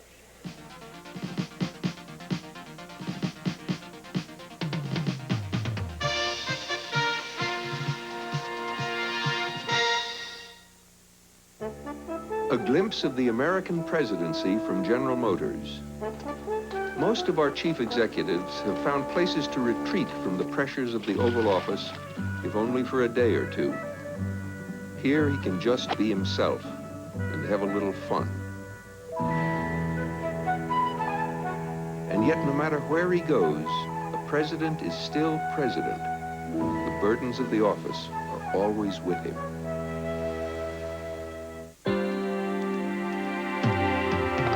Mary Ann Sanford makes over 20 critical checks on seatbelt systems in GM cars. She's only one of over 1,800 GM people who make more than 6,000 safety inspections on over 6 million GM cars worldwide to build safer cars, because it's important to you and to her. Okay, guys, buckle up. Nobody sweats the details like GM. We're Manufacturers Hanover, helping you grow wherever you are. A silk importer departs from Los Angeles. Backed by a letter of credit from our bank's international division. A furniture manufacturer expands his inventory in Cleveland. With our commercial corporation behind it. The World Financial Center springs up in New York. That's our bank's real estate division. They can handle almost anything. We're Manufacturers Hanover. And now you know why we're called the financial source worldwide. At AT&T, we know you never think about our torture tests. Yeah, but, it's just a phone. Or about our extraordinary quality control. I hear you fine, Mom. Australia's only halfway around the world. Or even about how reliably we design things. It still works. Who ever heard of a computer that works without air conditioning? You can take everything we do for granted. Because at AT&T, we leave nothing to chance. It's not a total loss. The phone still works. AT&T, we're reaching out in new directions. The Electoral College is where the election is decided, but of course the tabulated vote also tells us a great deal about how America thinks on Election Day. Let's take a look at some of the tabulated votes, particularly where it's close in states that Walter Mondale could carry. Part of the drama of this night is whether Ronald Reagan gets a 50-vote sweep. Let's take a look at the state of Massachusetts, for example. Most of the northeastern states have already been decided for Ronald Reagan, but in Massachusetts, this is with 31% of the precincts actually in and the votes counted. Walter Mondale leads Ronald Reagan in Massachusetts 52 to 48%. The Democrats have already won the Senate race in Massachusetts. In Maryland, a state that Jimmy Carter carried the last time, 10 electoral votes. This is a state that has a high percentage of blue-collar ethnic voters, high percentage of Catholic voters, high percentage of blacks. The Democrats believe they can do it there. 75% of the precincts reporting in Maryland. Ronald Reagan leads Walter Mondale 54 to 46%, and increasingly it looks like Reagan may just carry Maryland as well as all the other states he's carried. In Minnesota, which may be the last line of Walter Mondale's prevent defense to prevent 50 states sweeping to Ronald Reagan, with 4% of the vote in and tabulated in Minnesota, it comes in very slowly out there, Mondale leads Reagan 57 to 43%. Now let's take a look at the tabulated vote in some states with historic margins. In Alabama, the jackhammer state, with 64% of the vote in and precincts reporting. With the vote in, Ronald Reagan has won Alabama, and his margin is running on the order of 61%. If it finishes at that, that would be a record margin for a Republican in Alabama. In Georgia, the Peach State long ago was put in Ronald Reagan's column, but again, with 47% of the precincts in, Ronald Reagan's margin in Georgia is running on the order of a historic margin. If it holds at 59%, he'd make history in Georgia, getting a higher percentage than any Republican candidate ever there. In Mississippi, Magnolia State, 7 electoral votes went to Ronald Reagan a long time ago. On our count, with 66% of the precincts in Mississippi, Reagan is running at a historic percentage in Mississippi as well. Diane Sawyer has been following very closely the black voter turnout and how blacks are voting, and how black voters have not been going to Ronald Reagan. Diane?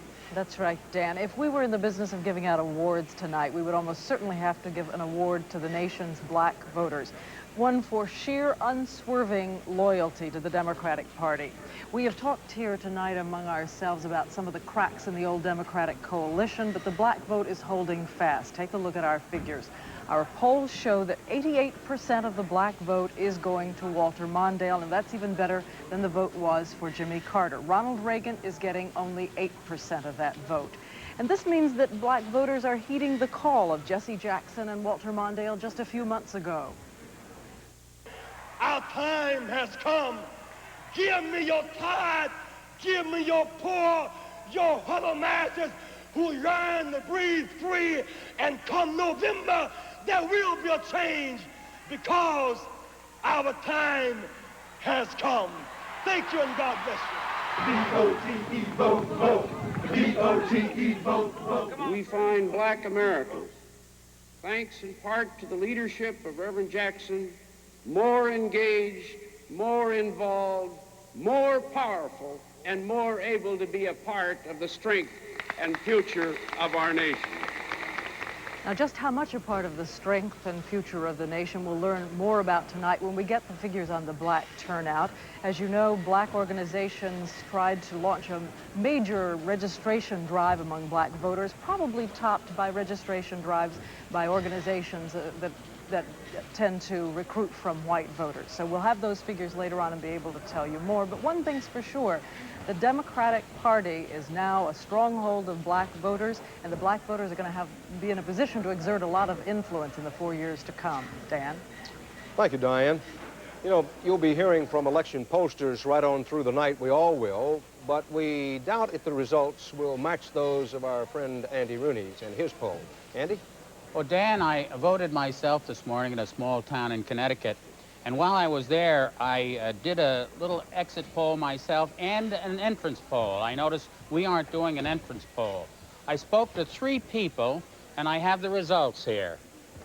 I spoke to them going in and asked them who they were going to vote for. Then I spoke to them on their way out and asked them who they actually did vote for. Of the 3 people I polled, one of them said he was going to vote for Mondale when he went in, but changed his mind when he came out. He said he'd voted for Reagan. One man said he couldn't figure out the voting machine and wasn't sure who he'd voted for. The third was a woman. She said it was none of my damn business who she voted for. I think she voted for Geraldine Ferraro. There's a margin of error on this poll, Dan, of 3.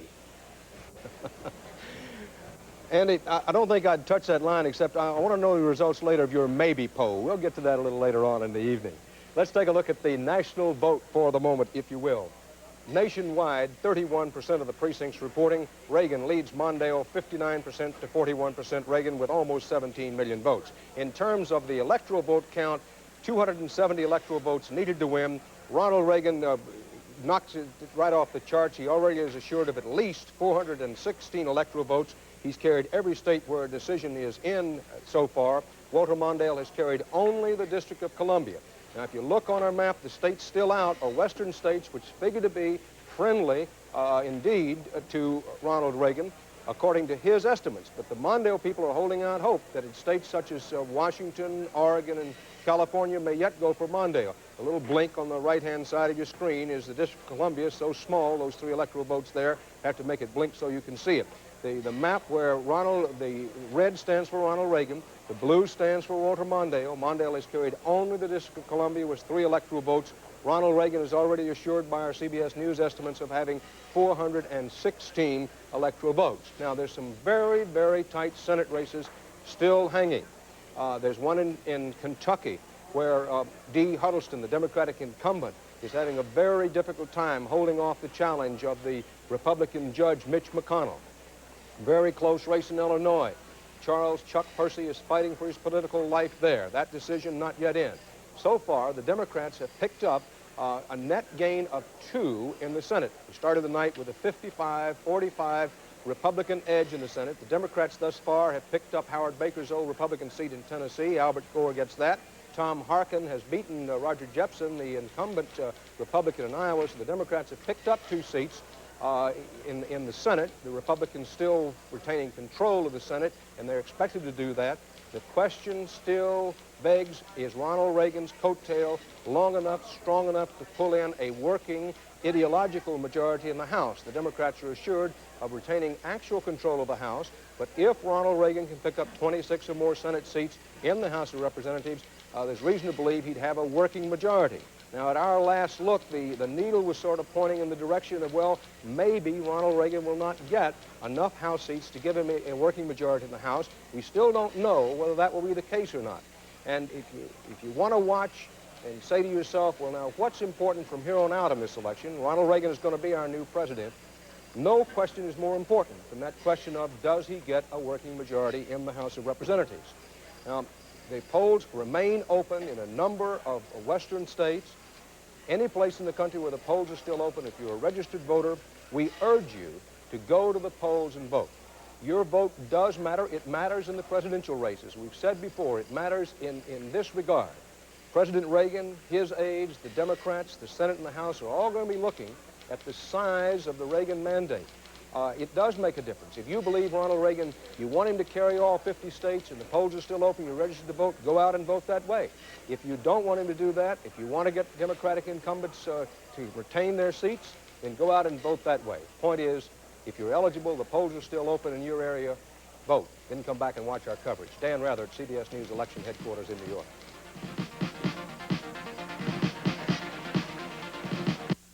This is CBS.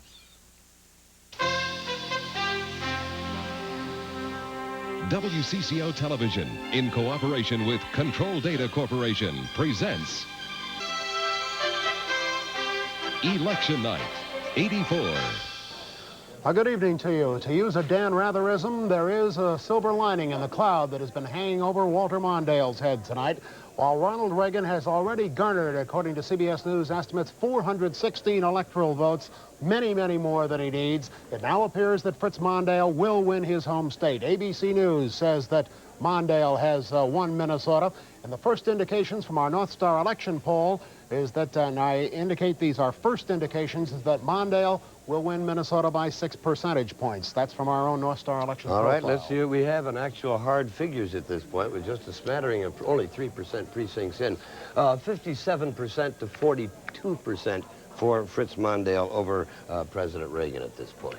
In the Senate race, Rudy Boschwitz has already been reelected, 59% to 41%, according to CBS projections. But with 3% of the precincts actually in, the vote count is 51 for Boschwitz and 48 for Joan Groh. One would wonder at this time if Secretary Groh is possibly preparing her concession speech. We'll see if there's anything new on that and go to Karen Boris at the St. Paul Civic Center. Karen?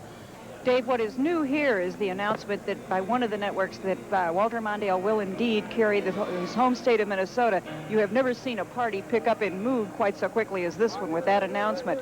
People have been walking around saying Minnesota has got to hang in there. It now appears that will be the case, and that has cheered up DFLers considerably. Back to you. Any word, Karen, that Secretary Groh might be making an entrance soon to concede the race?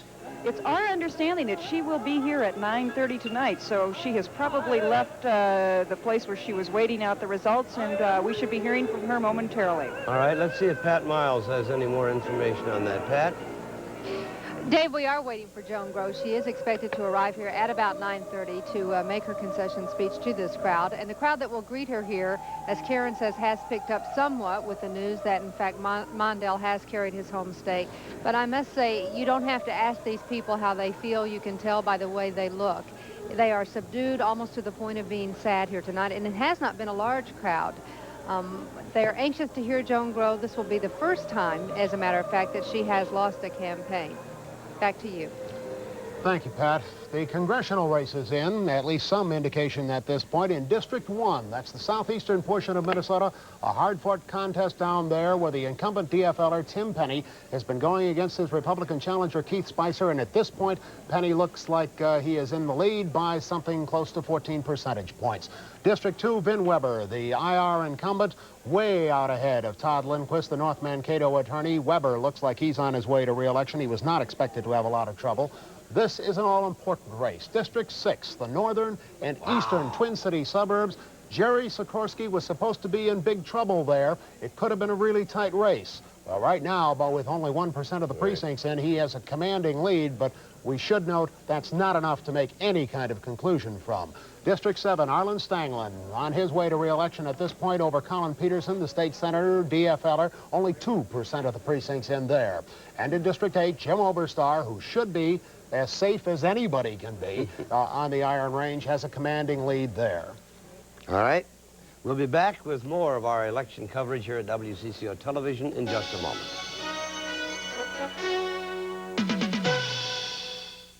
Want to get in on the action? Watch to win. Be a winner with Channel 4's $20,000 Super Spin to Win giveaway. Watch to win. Weeknights at 6:30 on Channel 4's Wheel of Fortune. Watch to win. If there isn't a cash winner one night, we add $1,000 to the next night's grand total. Watch to win. So start winning. Watch to win. During America's favorite game show. Watch to win. It's your chance to win cash on the Wheel of Fortune. Weeknights at 6:30 on Channel 4. Watch to win. We have some new figures on the Boschwitz-Groh Senate race. Let's take a look at them. We're presuming that there are new additional precincts to report. And I have just been told that there is nothing to what we can add from before. We do have a legislative race, our first Ramsey County legislative race we can report on at this point in 63A, and this would be good news to Governor Perpich. John Rose, a Republican who has served in the legislature since 1976, is losing to George Marks by 62% to 38%. That's just 7 of 13 precincts reporting. To get some reaction on the legislative returns, skimpy as though they may be right now, let's go to Don Shelby at IR headquarters. Don? With Cal Ludeman here, who I guess can best be described as one of the orchestrators for the independent Republicans for the takeover of the state legislature. You went into this believing that you had a real good shot at picking up a lot of seats. Exactly how many? Well, as of 3 weeks ago, I believed that we had 70 seats, and as of last night, I still believe we did. You haven't changed that at all from what you've heard recently in the Metropolitan Precincts reporting? No, those races are tough for us. We know that, and those that we thought were going to be close are close. Some of them that we would have been very surprised to win, we're not winning. But you're looking at some of the numbers, and you're saying those don't really speak to the true strength of the Republican Party and independent Republicans so far that we've seen. They don't speak about the races that we needed to win to get the majority. That's right. All right, now what do you think we'll see as time goes on when the outstate precincts begin coming in? I think you'll start to see more DFL incumbents being beaten, and I think in the suburban open races, as we start to find out more about them, you'll see the Republicans are the ones winning. All right, Cal Ludeman, the orchestrator of the House takeover. We're going to find out later on tonight how that takeover plan went. Thanks, Don. And the story of the half hour, of course, is that Minnesota appears to be falling into the Mondale column. We'll be back in 25 minutes.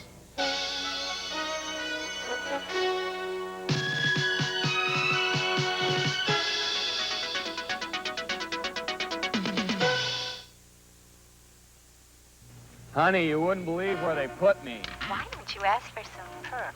Perks? I don't have any perks. Do you have any perks? Republic Airlines thinks everyone in business deserves perks. Perks? Your own section, business first. Up front, 2 across, wide, first-class seats. A special section designed for adults. Thank you. Honey, you're talking to a man with perks. How many? We make it be like life. WCCO Television, Minneapolis, St. Paul. From CBS News election headquarters in New York, here again is Dan Rather. 10:30 p.m. in the east, and this is the way the national map looks at the 427 electoral votes for Ronald Reagan, Walter Mondale with 3, winning so far only the District of Columbia. Now, with decisions in 2 more states, that is, when I say decisions, I don't mean the states reported this hour, But we at CBS News are now prepared to add 2 more states to the Ronald Reagan column. As his electoral margin grows, only the blinking District of Columbia up in the right-hand corner of your screen indicates Walter Mondale's only 3 electoral votes thus far.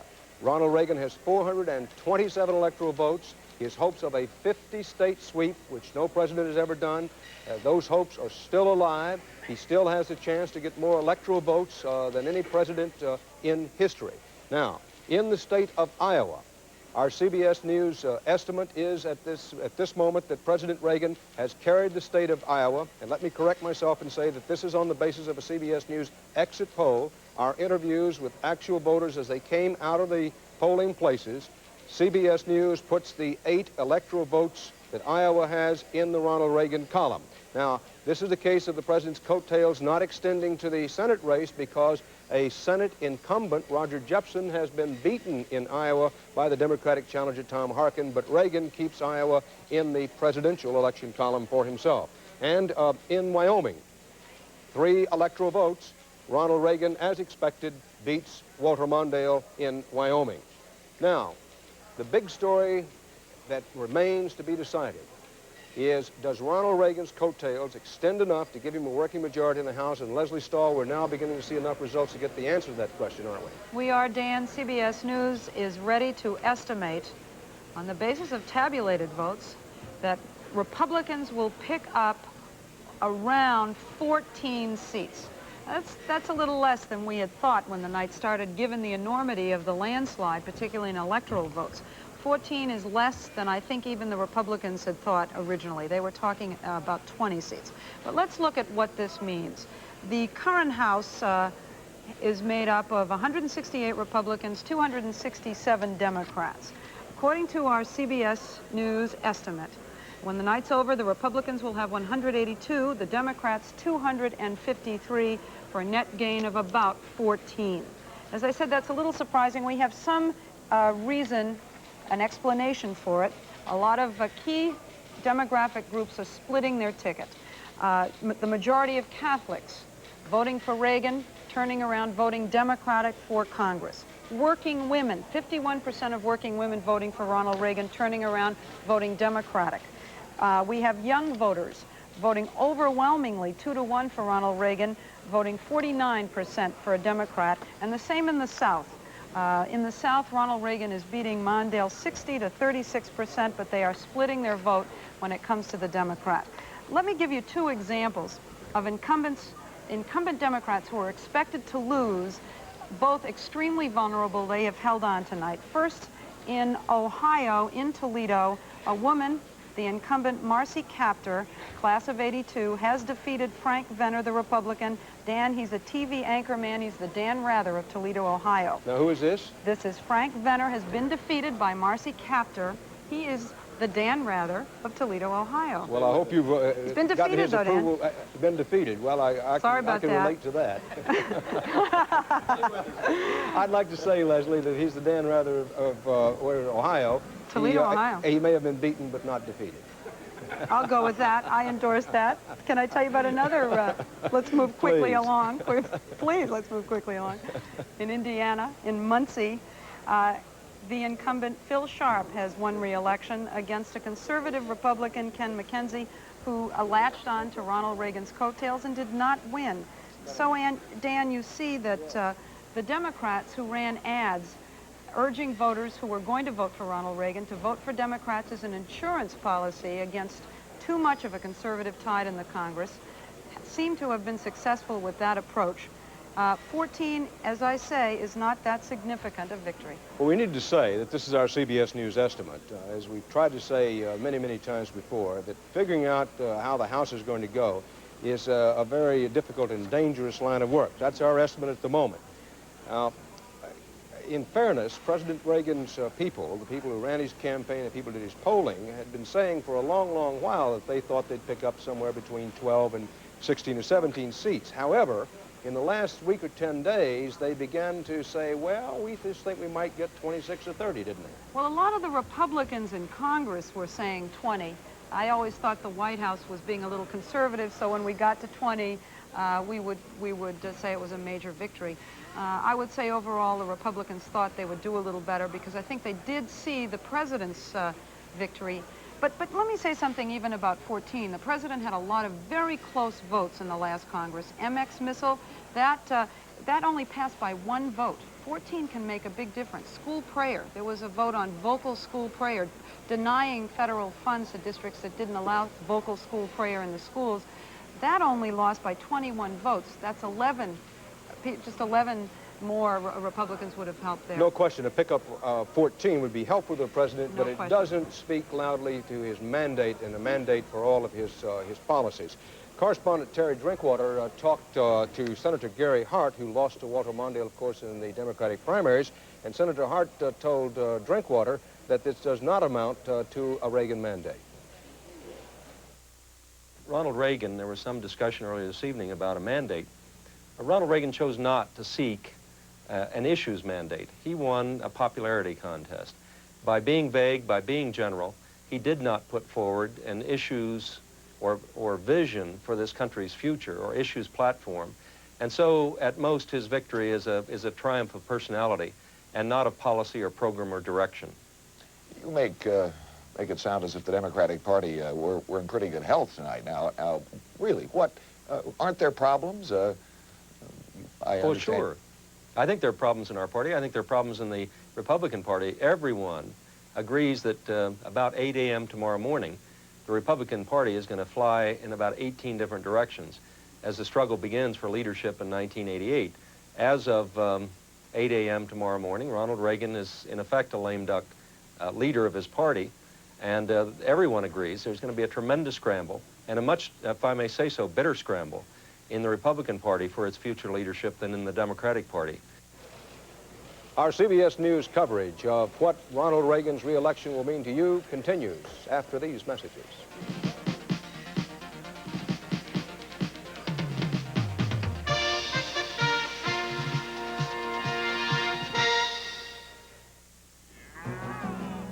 They call this cattle country. It's also where a lot of America's coal is. So when Sun Company built the Cordero mine here, folks worried about the future of the land. But Sun also developed this land reclamation center to make sure the land is properly restored.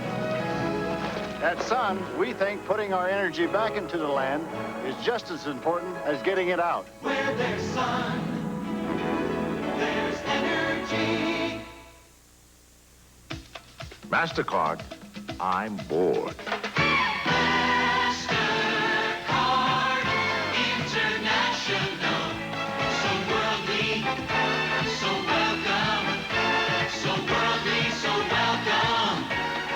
Interest is piqued.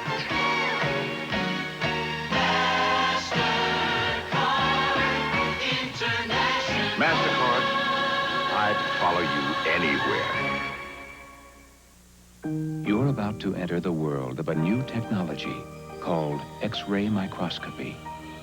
Developed by IBM research scientists to advance computer technology, it brought them close inside this computer chip, discovering details no one had ever seen before. The scientists then wondered what they would see if they examined blood cells the same way. What they saw fascinated medical researchers. They discovered structures within the living human cell never seen before. A number of medical researchers have already used this new technology to examine sickle cells and cancer cells.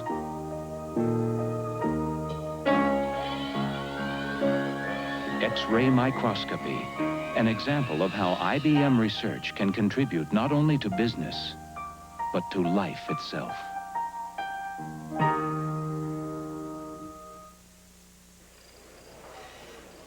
Well, part of the story tonight is new faces for the Democrats. Some new Democratic senators have been elected. Gore in Tennessee, Harkin in Iowa. And Bruce Morton, the presence of Gary Hart just a moment ago in that interview with Terry Drinkwater reminds one that Gary Hart is up in Colorado in 1986, might decide not to run.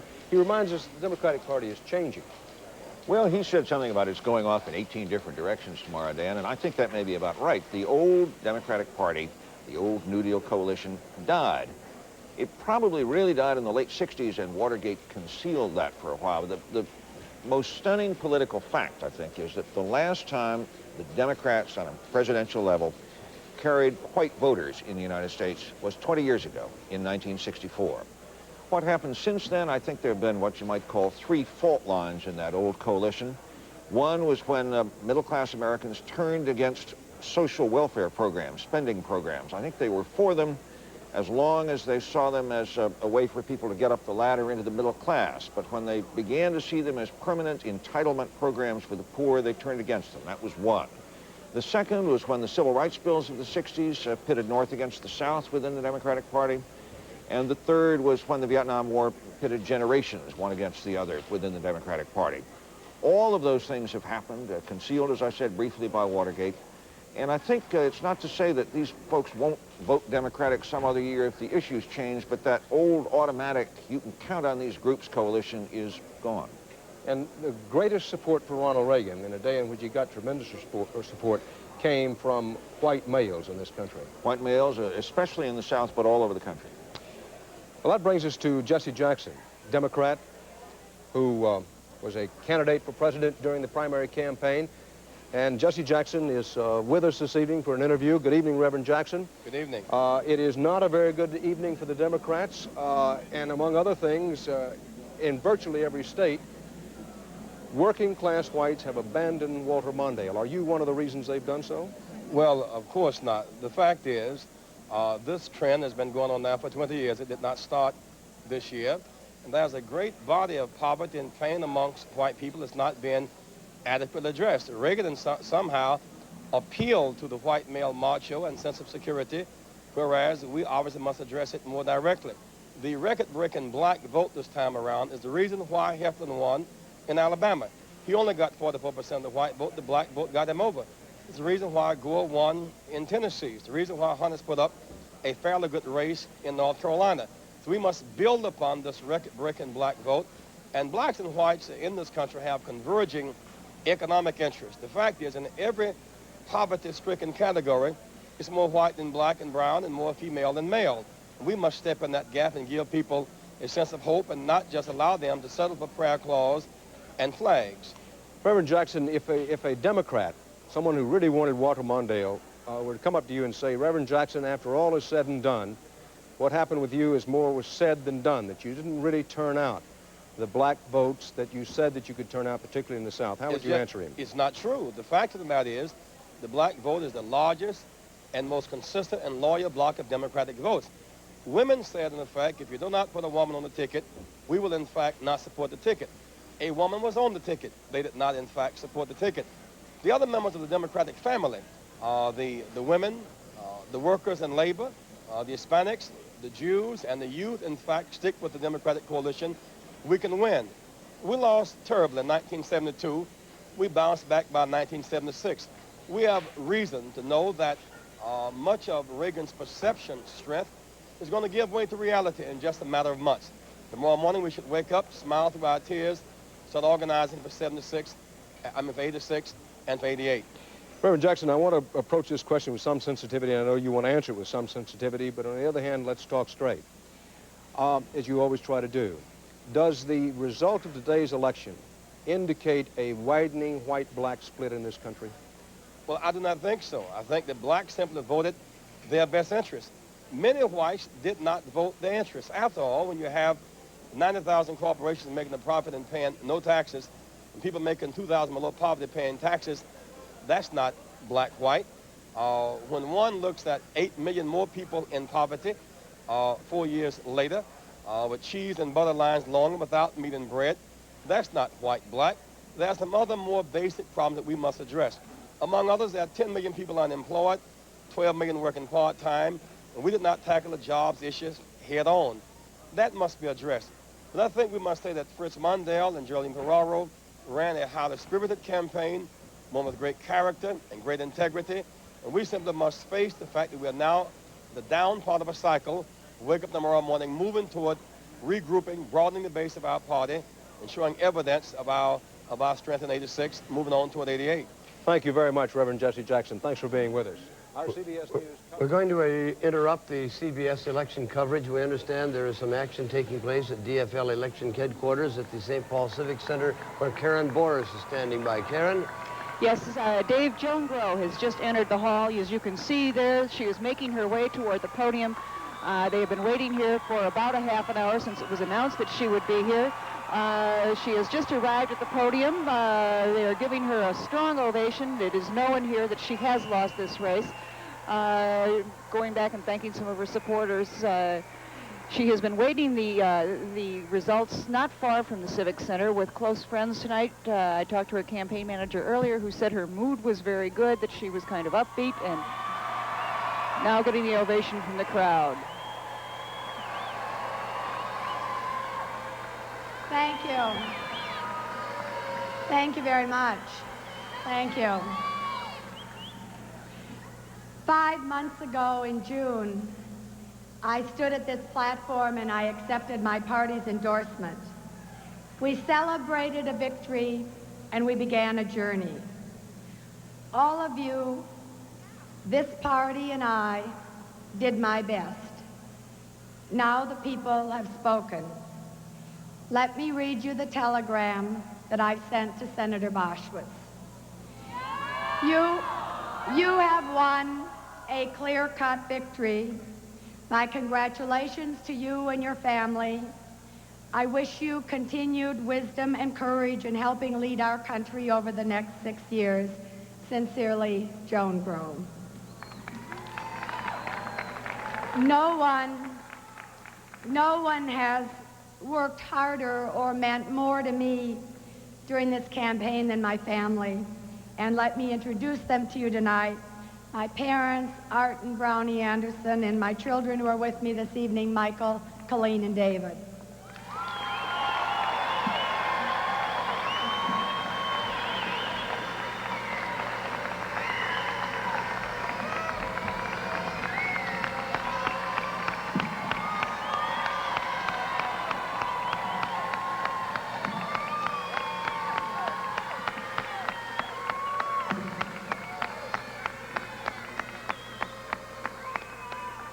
Let me also thank Steve Novak and the very best Senate campaign staff ever assembled in the state of Minnesota.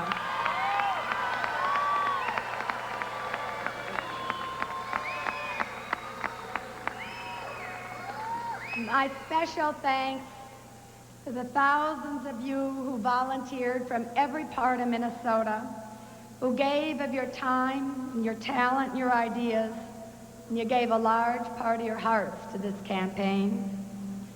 Campaigns have to end, but good friendships continue. And I look forward to strengthening those friendships with each and every one of you. Thank you so very, very much for all that you've done. You have done yourselves proud.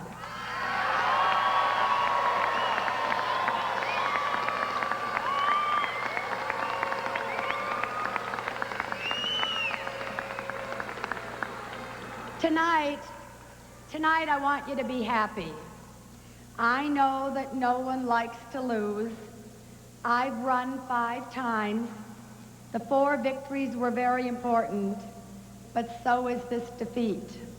Remember that we won a miracle right here in this hall, that we won a decisive victory in the primary, that we spoke to the issues, not images, and I have no regrets.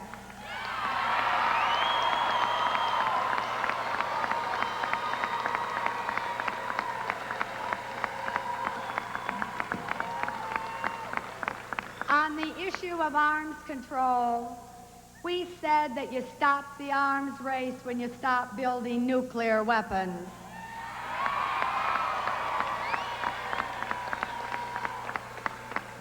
On the question of United States forces in the world, we said that force is the last, not the first resort, for a more peaceful, humane, and democratic world. Will history prove us right? Of course it will.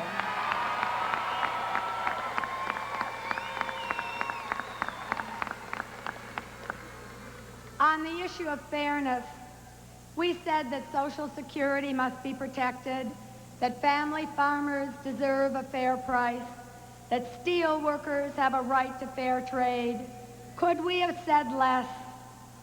We maintained that education is the best investment in our future.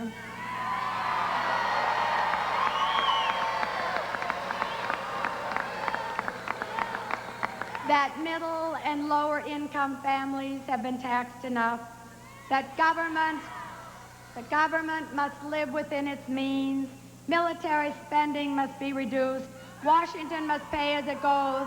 Is there any other choice?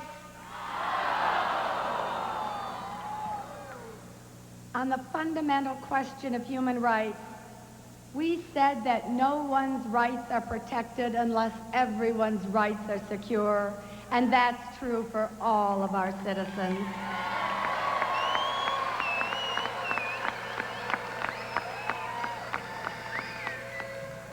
We face the fact that 3 of 4 poor are women and children, and that if the trend continues by the year 2000, the only people in this country who will be poor are women and children.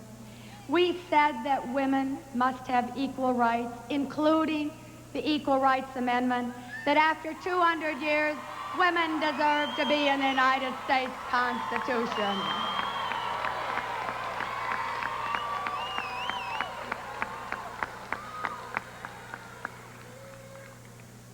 Our time has come. Not this day, to be sure, but we have arrived. In the long history of Minnesota, dozens and dozens of men have run for the United States Senate. Half of them have been defeated. And though never elected, only 2 women have run, and I will not be the last.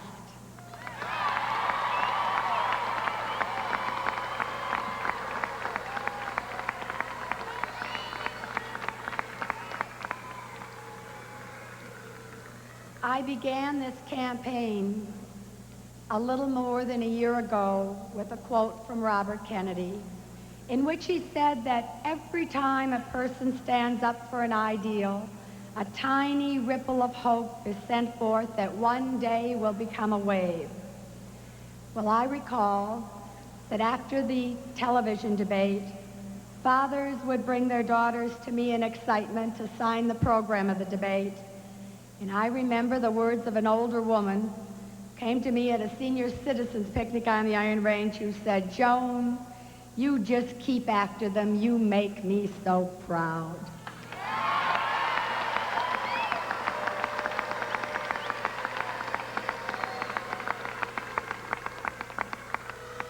To our mothers and our daughters, to every Minnesotan committed to justice, a journey has ended, but the wave has just begun.